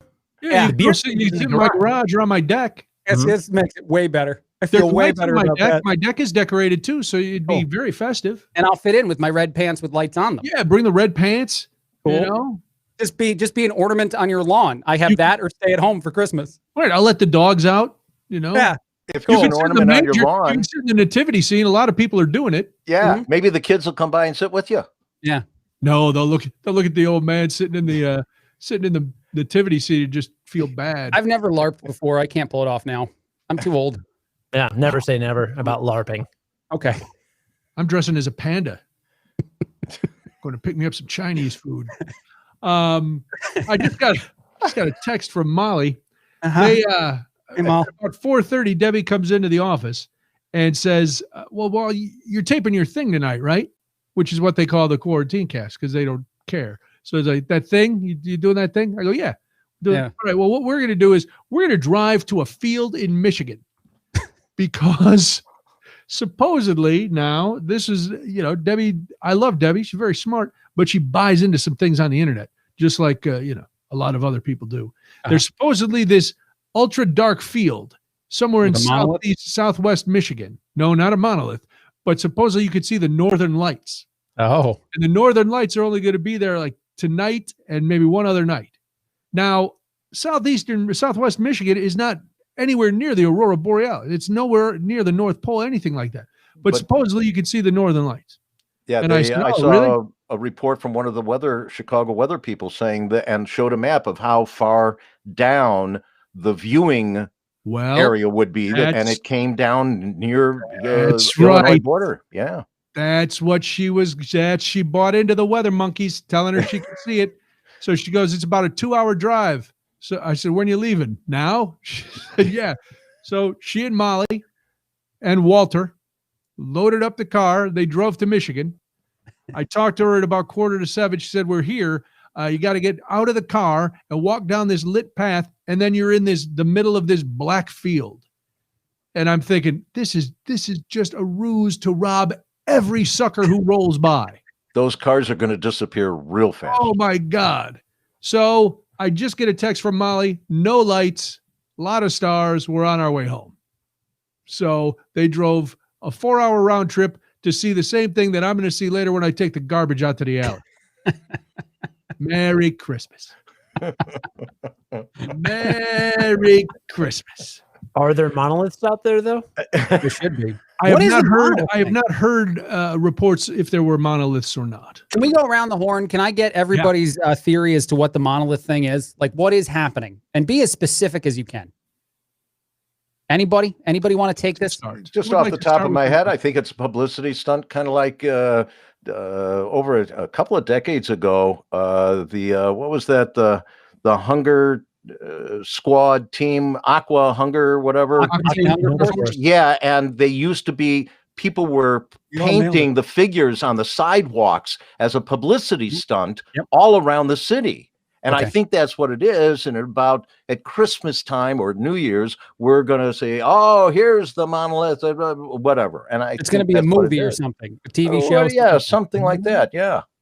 I think it's viral marketing for Extends. Wow. Successful. Noonan? Well, I'm still pondering Cody's and the shape of the monolith. And if that's the shape, you have other problems. The fact that you need Extends. I believe it's marketing. I believe the retired Israeli general, that there is a big consortium of galaxies, and that these are actually here by aliens. And I think the people, the do-gooders, the environmentalists who wandered into the Utah desert and took it away, they will be the first ones when our new alien overlords come to be sacrificed, to show that you do not touch the monolith, because the monolith has now shown up everywhere. Weirdly, every Southwest terminal now does not have the big stand to get in line. So I don't know. I'm torn. I do think it's some sort of alien life force, but there could be a tie-in somewhere. I'm thinking it's just proof that the internet's dumb. Like that one monolith goes viral for whatever reason, and then everybody on the internet's like, oh, well, I'll do it in my neighborhood. And now we have like 6 monoliths. Sure. I think it's just proof that the internet and human beings, we need to take a full step back. I think we should all do a no internet day. Everyone shut down the computers. No one do any computers for 24 hours. And we'll see if we're all better people when we come back.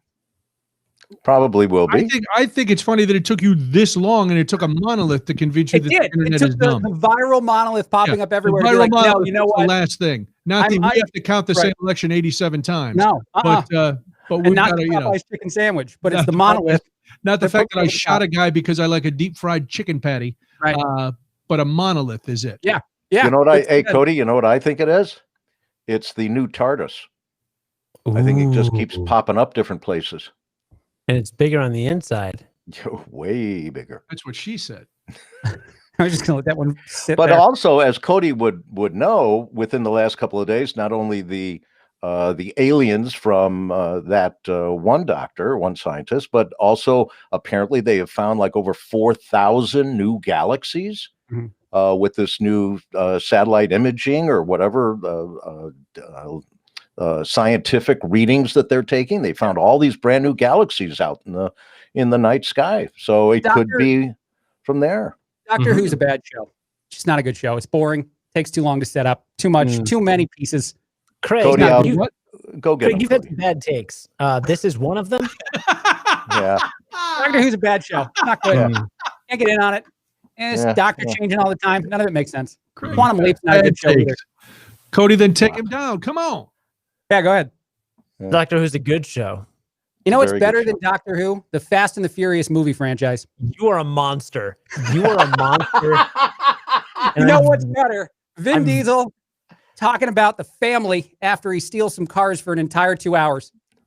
I'm violently upset with you right now. Are you? Doctor Who. It was your Christmas invitation. Yeah, dude. That's. Enjoy your time in the bunker. Better time spent watching your television, the Fast and the Furious movie franchise, than anything Doctor Who. Actually, Doctor Who is very famous because it was just on Colbert's opening monologue last night, actually. So, hey, if you can't believe him. He does all the nerdy stuff. Yeah, so it's popular. It's very good. I have listened back off. Slow your roll, no, Johnny I aggression. love the only I'm going to come through the screen and finish this. Yeah, go ahead. Yeah, Mortal Kombat style. I love the only argument that helps my ridiculous statement, Roger. Do you know what's also popular? The Fast and Furious movie franchise. Also popular. You know what? With other people, I agree with you on that. It's stupid. What's that now? It's stupid. Fast and Furious. They're very good. I will agree with you on that. Box office success. How do they make 5 million movies about cars that drive real fast? That it's all about of the special family, effects, Roger. they should all be dead. Family that they made. Well, they're stealing family. things. I got because Hollywood is making America great again.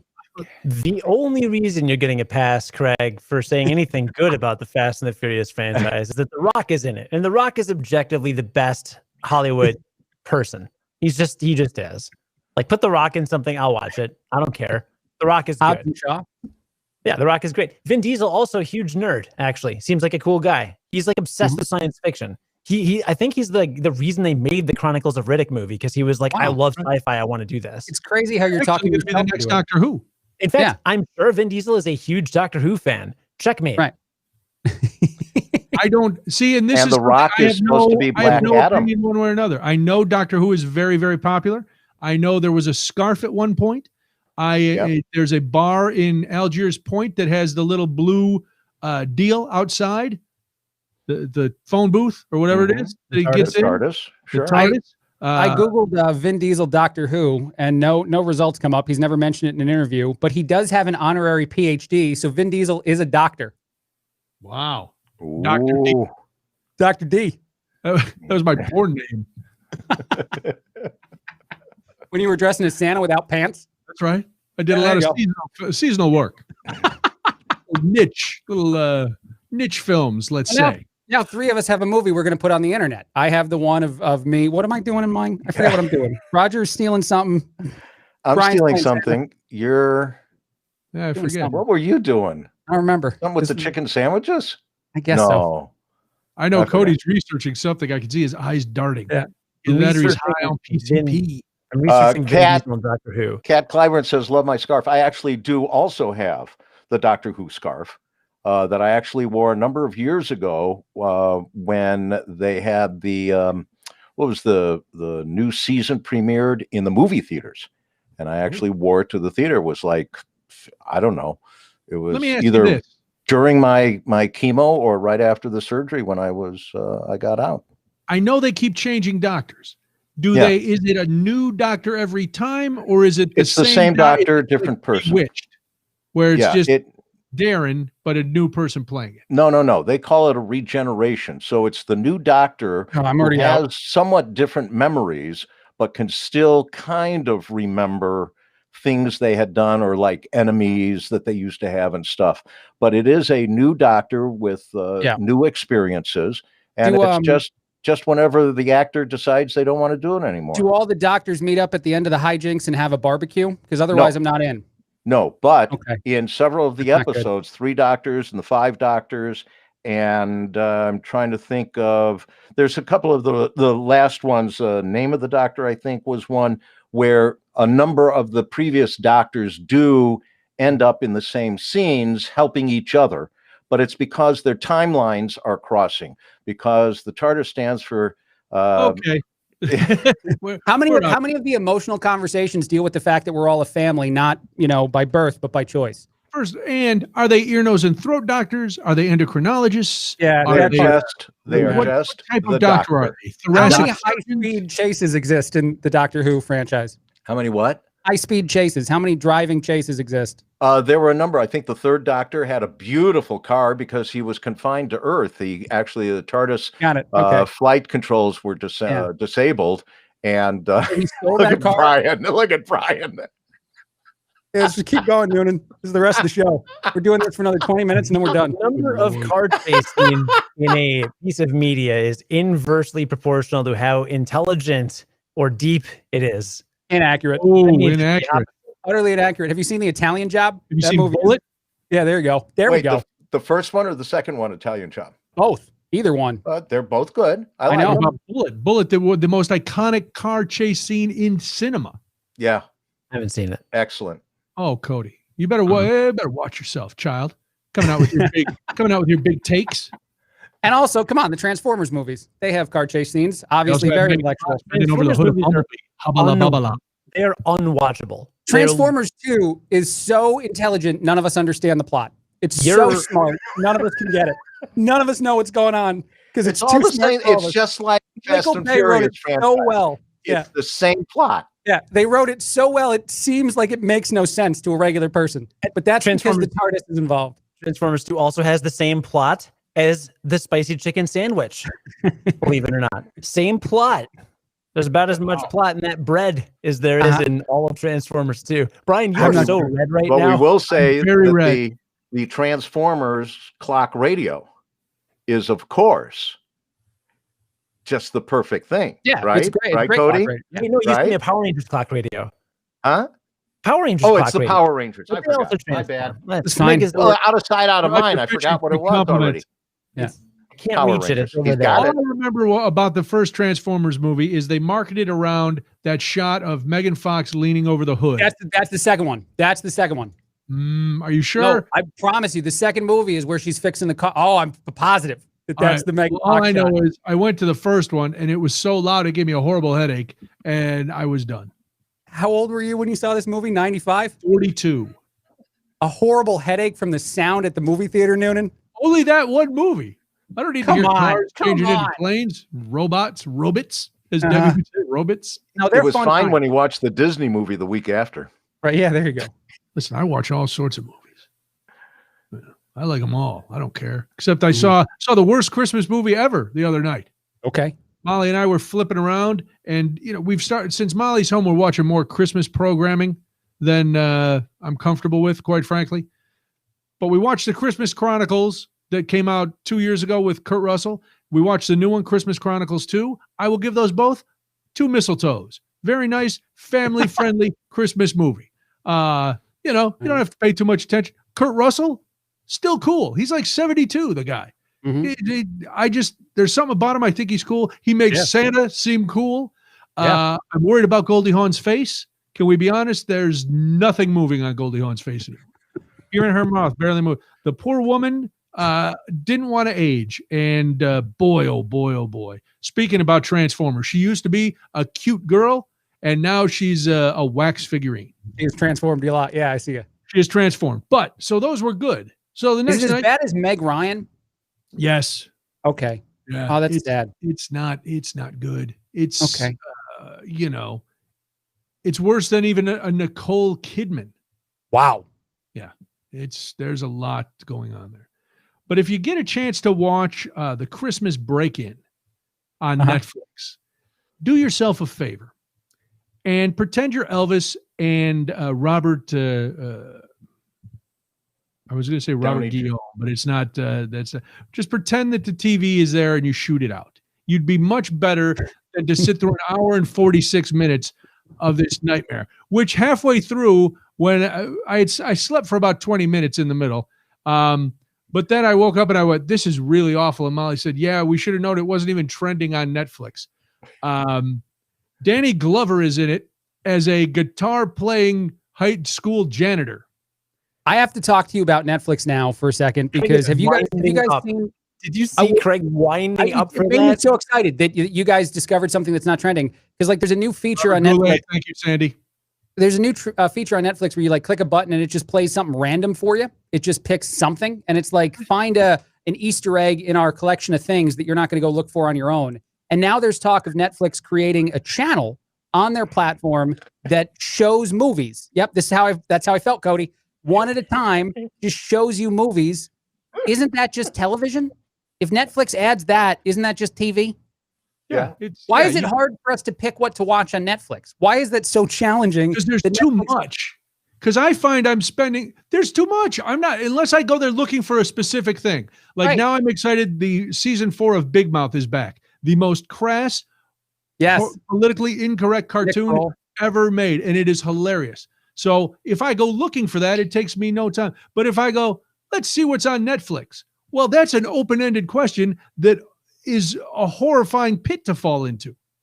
But so we're back to a world where like if we get something good, eventually we ruin it. And if we turn it back into television, we ruin Netflix. Well, Netflix is ruining it. Just the fact, and the dumb people who are, please don't tell me what to watch.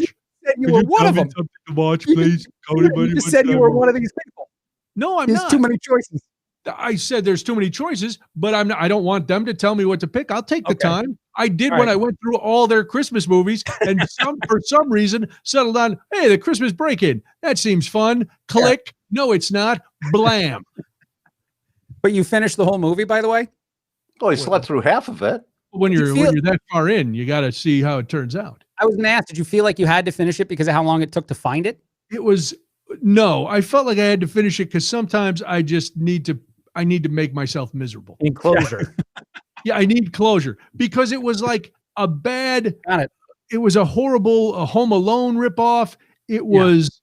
There was the two parents who left the kid, who didn't come to pick up the kid, and then Danny Glover is the janitor, but he has a gig, and so he has to go. But then the snow comes, and these people who had robbed I don't know how, they robbed a Salvation Army gift store, but they had 2 giant bags of change. That's what they stole, 2 giant bags of change, and they were hiding out in the school, and the kid had gone back in the school because their parents hadn't come to pick them up. And yet nobody in authority at the school had stayed around to make sure a kid got picked up. She'd been hanging out with the janitor in his room getting guitar lessons at lunchtime, which is not code for something disgusting. Wait a minute. Was this the point that you fell asleep? Because I feel like I've just been watching the movie. Oh, I'm sorry. I feel like I'm watching an episode of Doctor Who. It's terrible. I was going to say Mr. Doctor Who for 20 minutes. Yeah. In episode 72, the TARDIS speed limit fell apart, and they couldn't make a collect call to another galaxy. And so then the scarf got really tight, and it almost was going to choke him. But thankfully, another doctor came with vague memories of what had happened before and realized that not tying was better. We need a cameo. Is that what the website is? Noonan's going to sell these now. You're going to do those for people's voicemail. That was amazing. Cameo.com. Brian Noonan. Available soon. It's really hot in here. You miss me, don't you, Brian, huh? You miss me. Always. I'm setting up the Cameo right now. We're all canceling Netflix this month anyway. We're all what? All canceling Netflix anyway. I canceled Disney Plus. Why are we canceling Netflix? What happened? We're all canceling Netflix because on January 4th, we're all going to get Discovery Plus. Oh, what's that? It's launching with the largest ever content library for a new streaming service with more than 55,000 episodes from Discovery's iconic brands, as well as the BBC's Natural History Collection, A&E Networks, Group 9, and more. Let me ask you this question about the Discovery Plus streaming service.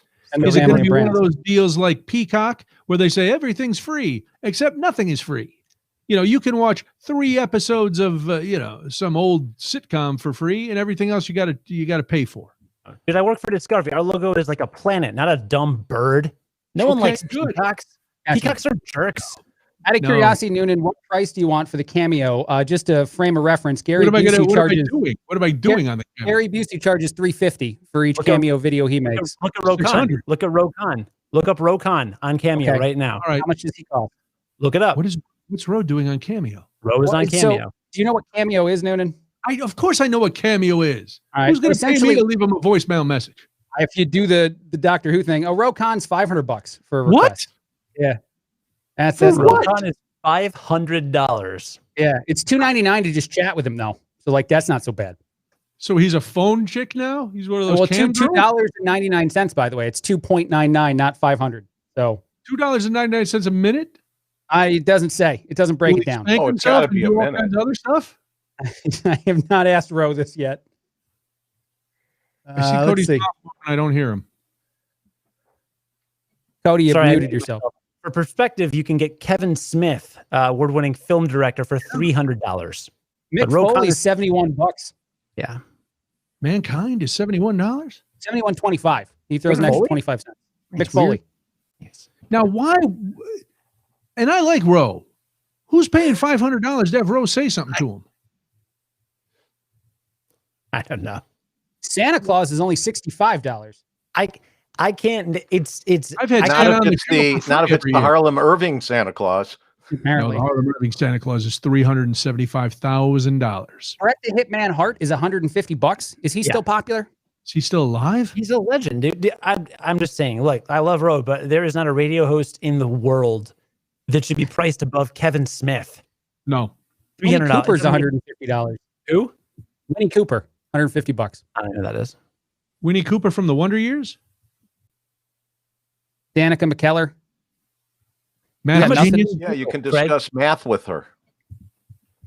Yeah, I got an equation. Yeah. How if I put this into that, what's it equal? Oh man. Okay. LeVar Ball is $133. That's kind of surprising. Hold on. It's surprising that anybody would want to talk to LeVar Ball. Yeah, I mean, I don't know how many people have bought from it. David Hasselhoff is $1 less than Rokan, $4.99. I wonder if they're in a bidding war. I wonder if someone is like, Hasselhoff is priced to move. Volume. It's all about the numbers. Saget's $2.99. Wow. That's not that bad. All right. Yeah, but I don't know what what am I going to do? Crazy voices? Do some of my crazy yes. Crazy voices? Who's going to want to pay me to hear me, do a little video for them? Let's do a thing. Let's throw like an aggressive price out there at first. And if demand skyrockets, let's start just up in the dollar amount. What's aggressive? I don't know. As you tell me. It's your time. $4,000. But then Ooh. no, I meant aggressive the other way. I said, let's get some sales in to start. $25? Yeah, sure. If that's what you want to do. $20? Is it, All right. you know, what is Bubba it? the Noonan Love on this. Sponge is 50. Huh? Bubba the Love Sponge Sponge. is 50. Radio guy. Oh, I don't have the following of Bubba. Is Howard Stern on there? nickname. He just got a brand new deal. Howard Stern's not. Listen, Howard Stern's making $120 million a year. He doesn't need to be on Cameo. Yeah, I'm not finding Stern. Okay. No, he's not on there. But his I'm sure his crew, all his crew is on there. yeah, everybody Everybody else. from that show is on there. Oh, well, Then you guys can do it. We can all do it. The Quarantine Cast. all right, let's do it. Let's do a cameo. I'm very excited. I tell you what, if anybody, I'll be shocked. I'll be shocked. If somebody buys one, Yeah. What are we pricing them at? you know what we'll do? We'll add a little feature to the cameo. We'll let you on the show.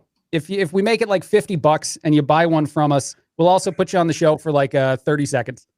Ooh. Added on We'll value. give you 5 minutes to ask us anything. Okay, 5 minutes. There you go. 5 minutes to ask us. Cody's not down with this.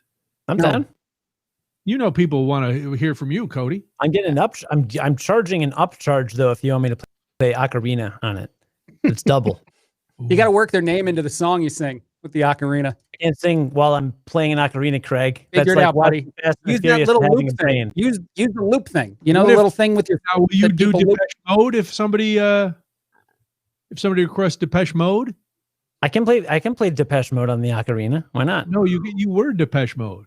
Well, I can. I mean, yeah. Cindy I've been says I'm thinking really about laughing evolving. hard. As I think about evolving what I do, and then all of a sudden I'm calling back something that Cody did like 15 years ago. That's Hey, great. remember when you did Depeche Mode? Wasn't that funny? Go check it out. It's on the podcast. People still It's like, remember when, that. it's like when Gary, people tell Gary, oh, you should call it Ran again. The Soup Nazi's $80. Holy So you can cow. really, He's on you can dive in a lot. He's on Go ahead. TV. I don't need 80. Okay. I mean, I need 80. Well, we're gonna have to work out how we split it if it's all of us on the cast, the quarantine We gotta cast. figure this all out. We'll get back to you. Look at it. Yeah, Look if for you're- us on Cameo. Right now, people are downloading Cameo on their phones, going, "When are we going to be able to order?" I don't know. I hope so. They're getting messages to their support team. Where is Sure. the Brian Noonan stuff? Yeah, well, they're all excited, and which will build demand. And then the people at Cameo go, "Who's this Brian? Who's this Quarantine Cast? Who are these guys? What's going on? We got? Oh my God!" They'll reach out to us. Can we pay you to be influencers? And I I have said, a I don't know what that means. I mean this question in honesty, like in all sincerity. There's a guy on here. His name is Philip Wilburn. He is apparently a Trump impressionist. He charges $85 for a one-off on Cameo. Do you ever have a conversation with a loved one about their price on Cameo? Do you ever like sit them down and you're like, it's too expensive? You're asking for too much money. You're not that popular or famous. Your Trump impression is not that good. 85 is too much money. Do you think anyone ever does that? No, because You that just let it out there? well, one, it would mean that the person who's doing it is self-aware enough to even, Okay. they're telling everybody because I'm on Cameo, but they're not going to hear it, even if Yeah. you tell them. So, And okay. like, if you did a really bad impression, or if Cody played his vuvuzela and it wasn't, it was always out of tune. I'm not gonna tell him, what am I going to crush his dreams? I'll let him go, whatever. So hey, listen, the whole country is like that right now. Yeah. The whole country is not telling somebody that they shouldn't be on Cameo. Mhm. So, Look, Brian, it's funny that, I don't know, 12 years ago, I imitated Depeche Mode for 20 minutes on WGN at like 3:30 in the morning. 2:30. And people can remember that more clearly than the plot to any of the Fast and the Furious movies. Because they're just Some of too which I've complicated. seen, Because the and I couldn't intelligence is tell you too high. I couldn't tell you a single thing that happened in literally any of them except Cargo Burr. It's like watching Inception. You know it's good, but you don't totally understand what happened. Oh, I interesting. saw the first one and I enjoyed it. I've seen about 15 minutes of Hobbs and Shaw 3 or 4 times. And I didn't Tokyo Drift. I don't know how The Rock actually became part of the franchise. He's a police officer that was trying to take down Vin Diesel. And then, of course, he gets pulled into the family because the connection is too real. Sure. Don't they hate each other, Diesel and The Rock? They In eventually real get life? over it. Yeah, in real life, yeah. Do they really? And partially Yeah. because of that Hobbs and Shaw movie. Diesel said that it's crap that they're doing the spinoff stuff. And The Rock was like, I'm more popular than you. Sorry. Greg, since you're on Cameo, somebody wants to know if Kim wants to know if Judge Judy is on Cameo. Let's check it out. Did she get a new deal recently too? Listen, all these people get new deals. There's no room for new people because all the old people are getting new deals. It's like FDR is handling Hollywood. I'm not finding Judge Judy. Did you guys went to the Cameo holiday party last year? No, what? No. Yeah. How do you wait this long into our Cameo chat? Yeah, Andy Dick was there. Andy Dick? Yeah, Andy Dick was there. Yeah. Yeah, no, there was a look, Curiosity.com at the time was too small to have its own holiday party. No, that would have been 2 years ago. And Cameo had just started. And our CEO knew the CEO of Cameo and was like, oh, this other startup is having this big holiday party. And they said we could just kind of tag along. So we just showed up. I don't know. It was catered real nice. Andy Dick was there. He didn't look like Andy Dick. He just looked like some really, really old guy surrounded by women because whatever. And yeah, it was fine. I don't know. I got really drunk with our CEO and my co-host. And it ended up being really weird. Like we were both kind of thinking about quitting at the time because we were upset about stuff. And then we just got really drunk and we talked some stuff out. It's really great. But yeah, Cameo, good party. So you crashed the Cameo Great party. story. Mm-hmm. Yeah. That is a great story. Andy Dick was supposed to be. I had his PR people contact me. A woman that I had gone through Second City with had produced this documentary on Andy Dick. Everybody Has an Andy Dick Story is the name of the film. And she was like, hey, we'd love to promote it. We're bringing it to Chicago, blah, blah, blah. Can you get us on? And I, back in the day when I was in Second City, I had a huge crush on her. She used underpants as a scrunchie for her hair. Just, crazy, this girl. But so I was like, yeah, sure. We'll talk to Andy Dick. And I think you were there, Cody. We were supposed to have Andy Dick and then one of the producers or something on the phone, and Andy Dick flaked. He did not show up. So he joined Screech as the two really, really borderline celebrities that we had booked on the show that didn't show up. Screech and Andy Dick. Dimitri Martin did that to my show. Oh, I know. Not a very big name comedian. That's the thing. The big names show up. Right. These guys who think they're big names, they don't show up. Yeah. Yeah, I'm still mad. Yeah, Dimitri Martin. Really? What happened to you? Nothing. That's what happens to you, Dimitri. There we go. Yeah. Hey, listen, what do we got to lose? What's he going to watch this? Get a call, buy a Cameo? No, I don't think. I'm trying to see if he's on it. Andy Dick's $100, by the way. There you go. See, who's but we $100 don't for Andy Dick. We don't get blown off by award-nominated best-selling authors. No, they show up in front of their Mr. Peabody closet, their cat posters, changing hats. I bet if we booked the doctor would show up, and I bet if we booked Vin Diesel would go drive somewhere in a car. Oh, man. Such a boring interview. I bet we could try to get anybody on this thing now. Everybody's sitting at home. Yeah, and I'd be, would I be bored interviewing one of the doctors? What's it like being in a bad TV show? Oh, is it that? Okay, cool. Oh, wow. You know what's going to be funny? In about 6 months when Craig comes in, hey, man, I got to make a statement. I got to make a statement at the start of the show. I'm going to be outed. I made it seem like I didn't watch Doctor Who. Yeah. And he holds up his shirt and there's a huge Doctor Who tattoo on his chest. Yeah, I love Doctor Who and I didn't want to get canceled. Oh, Roger just put himself in the closet. He's going to get probably a Doctor Who onesie and put it on. It's going to be great. Do you know that Fast and Furious is actually the #1 franchise among people who have had a lobotomy? Full frontal lobotomy. That is a fact. So, I'd rather have a bottle in front of me than a frontal lobotomy. Good moment. Lobotomy?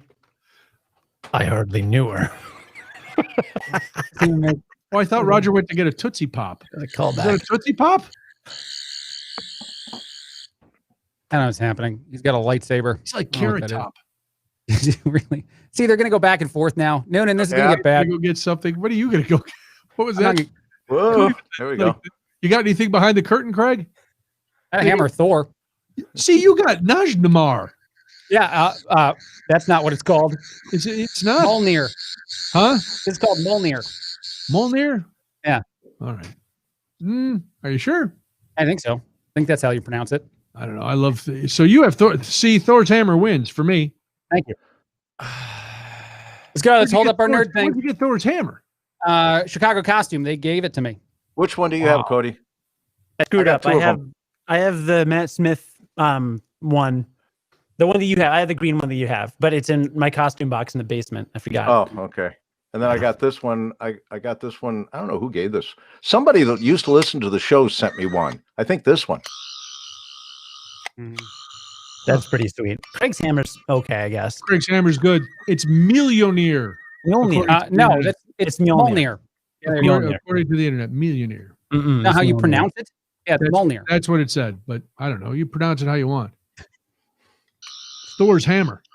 Yeah, right. I can't believe that you're worthy to pick it up, quite frankly. I know. Every single time. Every single time. I like Roger's sonic screwdriver. I couldn't pick it up last week after I had the Popeyes chicken sandwich. Is that a vibrator? What are you playing with? Get that out of the bathroom nightstand drawer. All right, Roger's playing with the sex toy. We should get out of here. What are you into over there? Put on the scarf. Put on the scarf. Oh, the scarf's over in my dresser drawer. I have to go. I know it is. Nope, we don't need you to get that. You can leave that in the drawer. I'll be okay. Oh, stand up by itself. Everything's so sticky. Oh my goodness gracious! I haven't had this much fun, and well, I never have this much fun. So we don't either. Christine said this was the best quarantine cast ever. You're welcome. I think so. Wow. Well, have a lovely Hanukkah. How are you celebrating it in these coronavirus times? Well, we've got the one menorah that I mentioned at the beginning that's in the window. We'll be turning lights. Our daughter and the kids have several menorahs, and I know that she'll be doing the candles every night. So you're doing it separately? Is the we will not be even though I gave them a bunch of stuff yesterday. They came over and picked up some stuff I'd gotten at the store. I got them the coins, a couple of boxes of coins. They already have like tons of dreidels and other stuff. The gelt. They will play with the gelt. They know how to do the dreidel game. I think I taught you that the one night that we were there on the show. I have a little dreidel. There you go. And how did you make it? There you go. Usually guys don't brag about that. You know, after 15 years, I'm starting to almost get on to pace with you. And I'll be baking more stuff, and that's what we're going to do. Well, have a lovely Hanukkah. Yeah. Thank you very much. And enjoy Christmas, because I know the tree looked very nice. Thank you. Enjoy the holidays. We will talk. We'll talk soon. Don't forget, everybody. You know what makes a lovely Hanukkah gift for one of the 8 crazy nights? Maybe a Christmas gift. Maybe a stocking stuffer. The Unplanned Life, Roger Badich's a wild memoir. And I took a little flack yesterday because you took a small piece of the blurb that I did for the book. Yeah. And I was trying to be funny. And people were like, what? They did what? They got mad because I say, listen, something about, there's a little line in there. Yeah. About, Roger, with The Unplanned Life, Roger regales us with a story of a life that is funny, tragic, hopeful, at times idiotic, but always endearing. And that's just one line out of this big blurb. Yeah. And people are like, he said, why are you saying he's an idiot? That's what I'm saying. These are the people who have not listened to us over the last 15 read the book. years. And, the story of getting, and I ended with, just don't accept a ride in a snowstorm. That was right. Part. So, but anyway, so go to eckhartspress.com and you can right there you can see that. Go to eckhartspress.com. You can get The Unplanned Life. You can pick it up wherever fine books are sold. 5-star reviews on Kindle. If you're too lazy to read it yourself and turn pages, then you can read it electronically. How's the audiobook coming? I'm on chapter 6 doing the final edits, like finding sections that I should have taken out that I didn't and had replaced it with. But yeah, so maybe after the first of the year, after we get through all these holidays and everything. People have time. They should read on their own.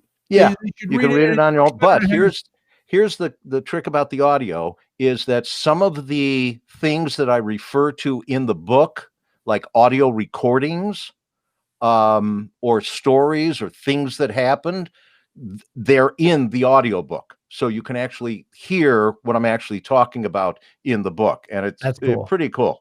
Yeah. Are you going to record the snowstorm story from your car? You should record it in the car. A lot of nat sound on Lakeshore Drive. Oh, I should. Roger, do but you I have like all the audio you reference? almost all of it. Almost all of it. I don't have my reports from the snowstorm, but I do have the promo that they wrote, that Duffy did. Yeah. From there, where part of my report is in there. I think it's where I say winds coming off the lake at 50 miles an hour. It was an ice or something like that. And so that's at the front and back end of it, of that story. And then I've got some other stuff that's in there. So, but yeah, I've been having a blast with the audiobook. It's really one of the things that's in there is I talk about my brother, and I actually have one of his friends gave to the family on small reel one of the last broadcasts that he did of a jazz show from WSIU radio. Oh, wow. And so, yeah, there's a lot of cool stuff in there. Well, we'll be looking for that, but people can read on their own. So pick up Roger's book. Roger, thank you for being here. It's always a pleasure. Happy holidays to you and the family. Enjoy Hanukkah. I hope the girls or the kids like the sweatpants. And, take your vibrator back to the bedroom, because that doesn't belong here. It belongs to... Okay. Don't want to leave that out. Yeah, I'm surprised it still works. Sure, burn out those motors.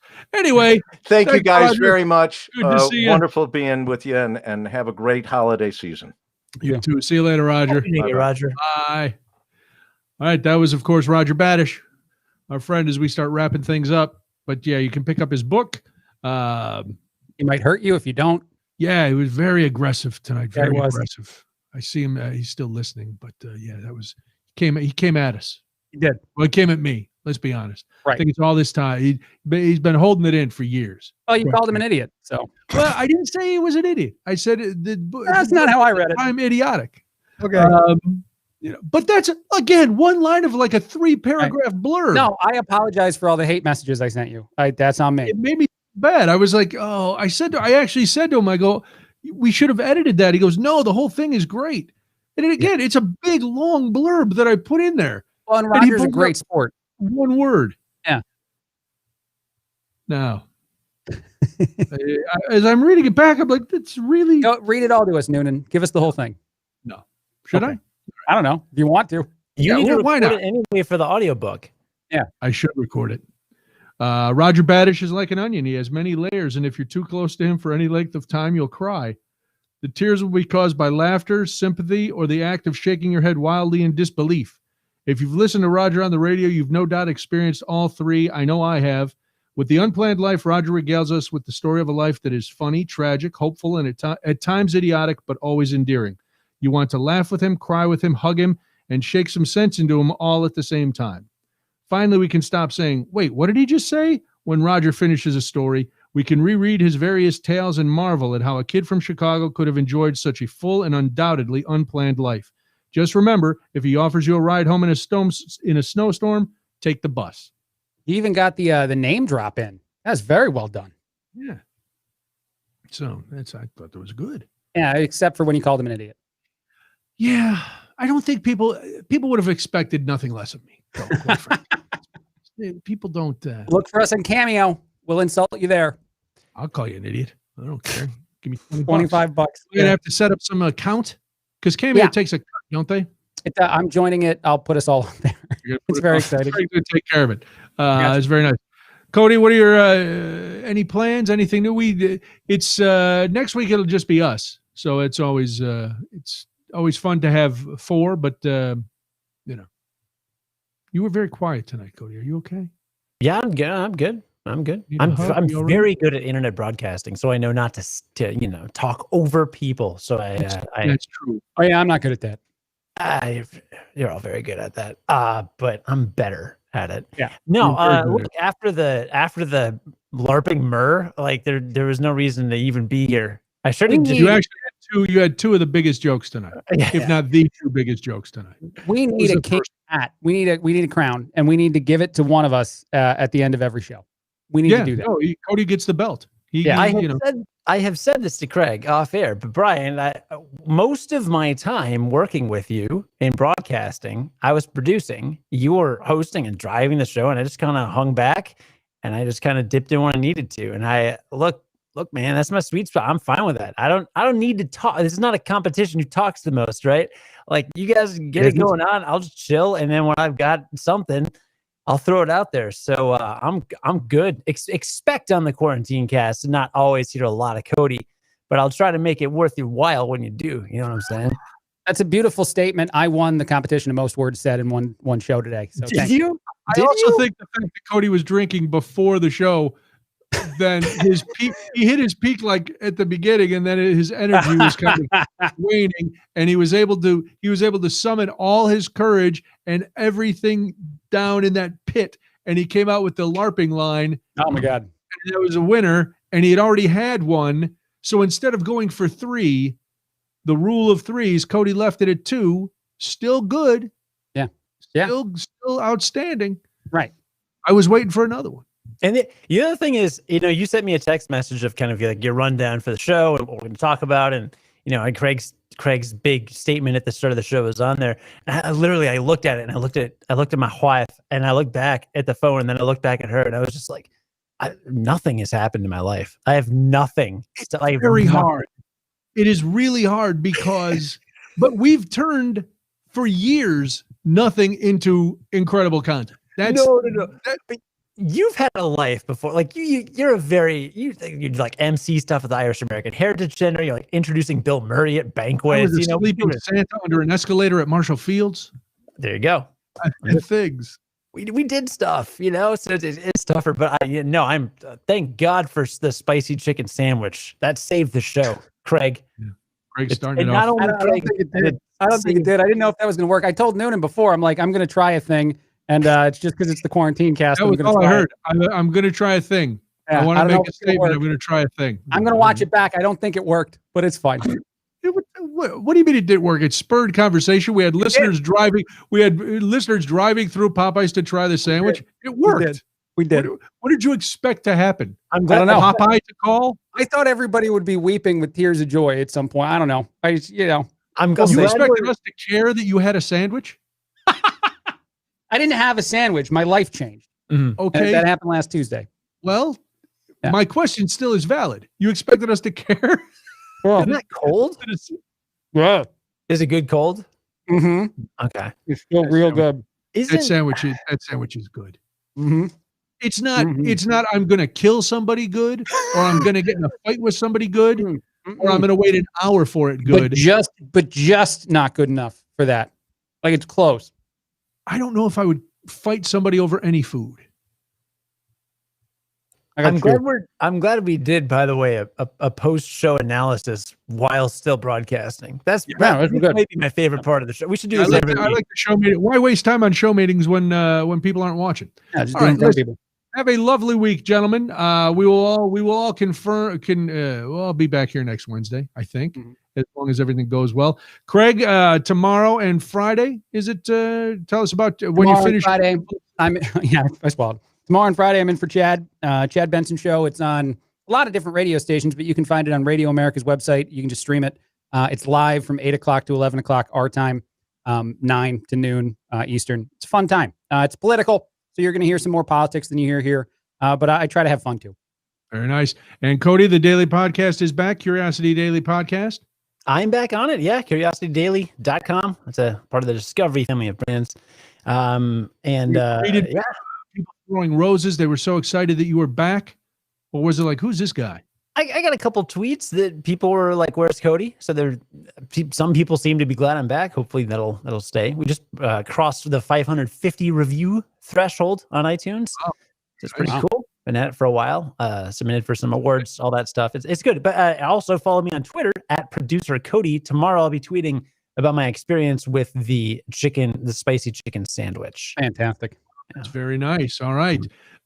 You can hear me Friday on WTMJ from 6 to 9 p.m. You can also get the Quarantine Cast now on all the major podcast carriers. You can download it, subscribe to it. I know people were excited to do that, so you can listen to us wherever you are, which is terrifying and sad, and we're grateful. We're very happy that you're going to do it. So that's happening. And I'm going to be on our old friend Hannah and Fred. They have a show on Sundays, and I'm going to be on there Sunday at 11:30. they were like, "Hey, we'd love to have you on to talk about being creative during the quarantine." And I was like, "Well, you're talking to the wrong fella." But I'll go on. I think I have to dress up because I think they do a video too.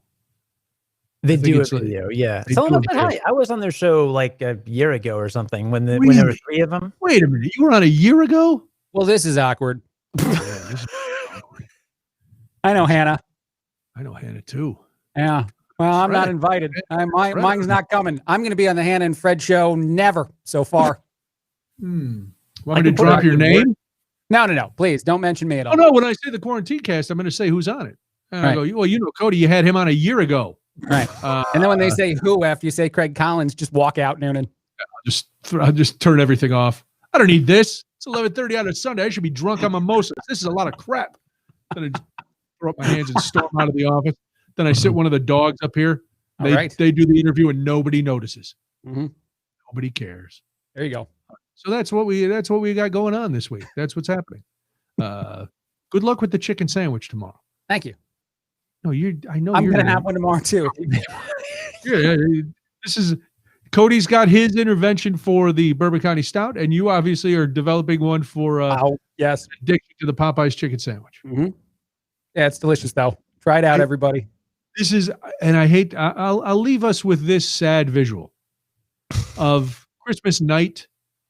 Red pants. Craig, it is red pants, no shirt, sitting on the floor. He's got the TV tuned to that artificial Yule log.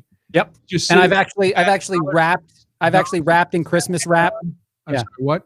I actually in Christmas wrapping have put the chicken sandwich in it so I can open the Christmas wrapping to eat it. Yeah, this was my picture, but sure, whatever. All right, so now I hope it comes true. No, sorry, Noonan. That was yes ending. That's it. Good night, everybody. Good night, Maureen and Sandy. Everybody who's been. Thank you for watching. Thank you for commenting. We do appreciate that. Craig, Cody, thank you as always for being here. I'll thank myself. I came upstairs. What the heck? Give me a pat on the back for making an effort. But that is that. All right, boys. We'll talk to everybody next week. Have a great week. Bye. Week. I hardly knew.